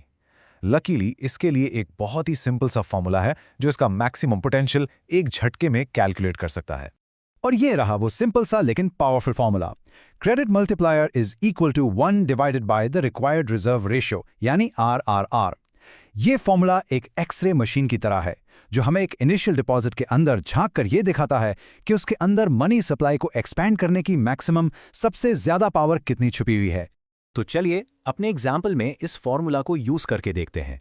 हमारा रिक्वायर्ड रिजर्व रेशियो यानी RRR था 20%, जिसे हम डेसिमल में 0.20 लिख सकते हैं। तो जब हम 1 को 0.20 से डिवाइड करते हैं तो हमें मिलता है नंबर 5। ये 5 ही हमारे इस एग्जाम्पल का क्रेडिट मल्टीप्लायर है। लेकिन इस नंबर 5 का आखिर मतलब क्या हुआ? इसका मतलब ये है कि हमारा वो शुरुआत का 1000 रुपए का डिपॉजिट थियोरेटिकली पूरे बैंकिंग सिस्टम में घूम घूम कर टोटल 5000 रुपए के डिपॉजिट्स क्रिएट करने की क्षमता रखता है। सोच के देखिए, यही है मल्टीप्लायर की असली पावर। शुरुआत हुई थी सिर्फ 1000 रुपए से, लेकिन सिस्टम ने उसे मल्टीप्लाई करके 5000 रुपए बना दिया। ठीक है, तो अभी तक जो भी हमने देखा वो थी थ्योरी, एक परफेक्ट सिनेरियो। लेकिन अब आते हैं रियलिटी पर, और यहाँ पर एक बहुत ही इंपॉर्टेंट डिस्टिंक्शन, एक फ़र्क समझना ज़रूरी है। क्रेडिट मल्टीप्लायर और मनी मल्टीप्लायर के बीच का फ़र्क, ये बिल्कुल थ्योरी और रियलिटी की लड़ाई जैसा है। आइए इस कंपैरिजन को point by point break down करते हैं। देखिए, क्रेडिट मल्टीप्लायर जिसे हमने अभी कैलकुलेट किया, वो एक आइडियल वर्ल्ड की एक परफेक्ट तस्वीर है। इसका पूरा फोकस सिर्फ बैंक डिपॉजिट्स पर रहता है। ये दो चीज़ें एज्यूम करता है। पहला, कि लोग अपने पास बिल्कुल भी कैश नहीं रखते, सारा पैसा बैंक में डालते हैं। और दूसरा, कि बैंक्स भी अपने पास रिजर्व के अलावा 1 रुपया एक्स्ट्रा नहीं रखते, सब कुछ लोन पर दे देते हैं। लेकिन जो मनी मल्टीप्लायर है, वो हमें रियलिटी चेक देता है। वो टोटल मनी स्टॉक को देखता है और इस बात को कंसिडर करता है कि असल में हम लोग अपने पास कैश भी रखते हैं और बैंक्स भी हमेशा सारे एक्सेस रिजर्व्स को लेंड आउट नहीं करते। So in simple words, credit multiplier हमें मैक्सिमम पॉसिबल पोटेंशियल बताता है, जबकि मनी मल्टीप्लायर हमें इकोनॉमी में हो रहा एक्चुअल मनी क्रिएशन दिखाता है। तो आखिर ये थियरी और रियलिटी में इतना फर्क क्यों है? इसका रीजन है सिस्टम से होने वाले लीकेजेस। इमेजिन कीजिए कि पैसा एक पाइप से बह रहा है। पहला लीकेज होता है लीकेज इनटू कैश, जब लोग उस पाइप से कुछ पैसा कैश के फॉर्म में निकालकर अपनी वॉलेट में या घर पर रख लेते हैं। वो पैसा बैंकिंग सिस्टम में वापस नहीं जाता, इसलिए आगे मल्टीप्लाई नहीं हो पाता। दूसरा लीकेज है एक्सेस रिजर्व्स, जब बैंक खुद उस पाइप से कुछ एक्स्ट्रा पैसा निकालकर सेफ्टी के लिए अपने पास होल्ड कर लेता है, आरआर से भी ज्यादा। ये दोनों लीकेजेस आगे लोन देने के लिए अवेलेबल अमाउंट को कम कर देते हैं। और इन्हीं लीकेजेस का सीधा नतीजा क्या होता है? नतीजा ये है कि रियल वर्ल्ड का एक्चुअल मनी मल्टीप्लायर हमेशा उस थ्योरेटिकल क्रेडिट मल्टीप्लायर से छोटा ही निकलता है। हमने जो 5x का पोटेंशियल कैलकुलेट किया था, वो एक बेस्ट केस सिनेरियो था, एक थ्योरेटिकल मैक्सिमम था। रियलिटी में पब्लिक के कैश होल्ड करने की आदत और बैंक्स के एक्स्ट्रा रिजर्व्स रखने की पॉलिसी के कारण ये एक्सपेंशन उससे कम ही होगा। तो चलिए इस पूरी डिस्कशन को अब हम जल्दी से समराइज करते हैं और इसका जो सबसे इंपॉर्टेंट पॉइंट है, जो की टेक अवे है, उस पर फोकस करते हैं। तो आखिर में इस सारी बात का निचोड़ बस इतना सा है, क्रेडिट मल्टीप्लायर हमें बैंकिंग सिस्टम का सपना दिखाता है, वो मैक्सिमम पोटेंशियल जो आदर्श स्थिति में अचीव किया जा सकता है, जबकि मनी मल्टीप्लायर हमें हकीकत दिखाता है, वो असलियत जो पब्लिक के कैश होल्ड करने के बिहेवियर और बैंक्स के एक्सेस रिजर्व्स होल्ड करने के डिसीजन से बनती है। So one is the ideal situation and the other is the actual real world situation.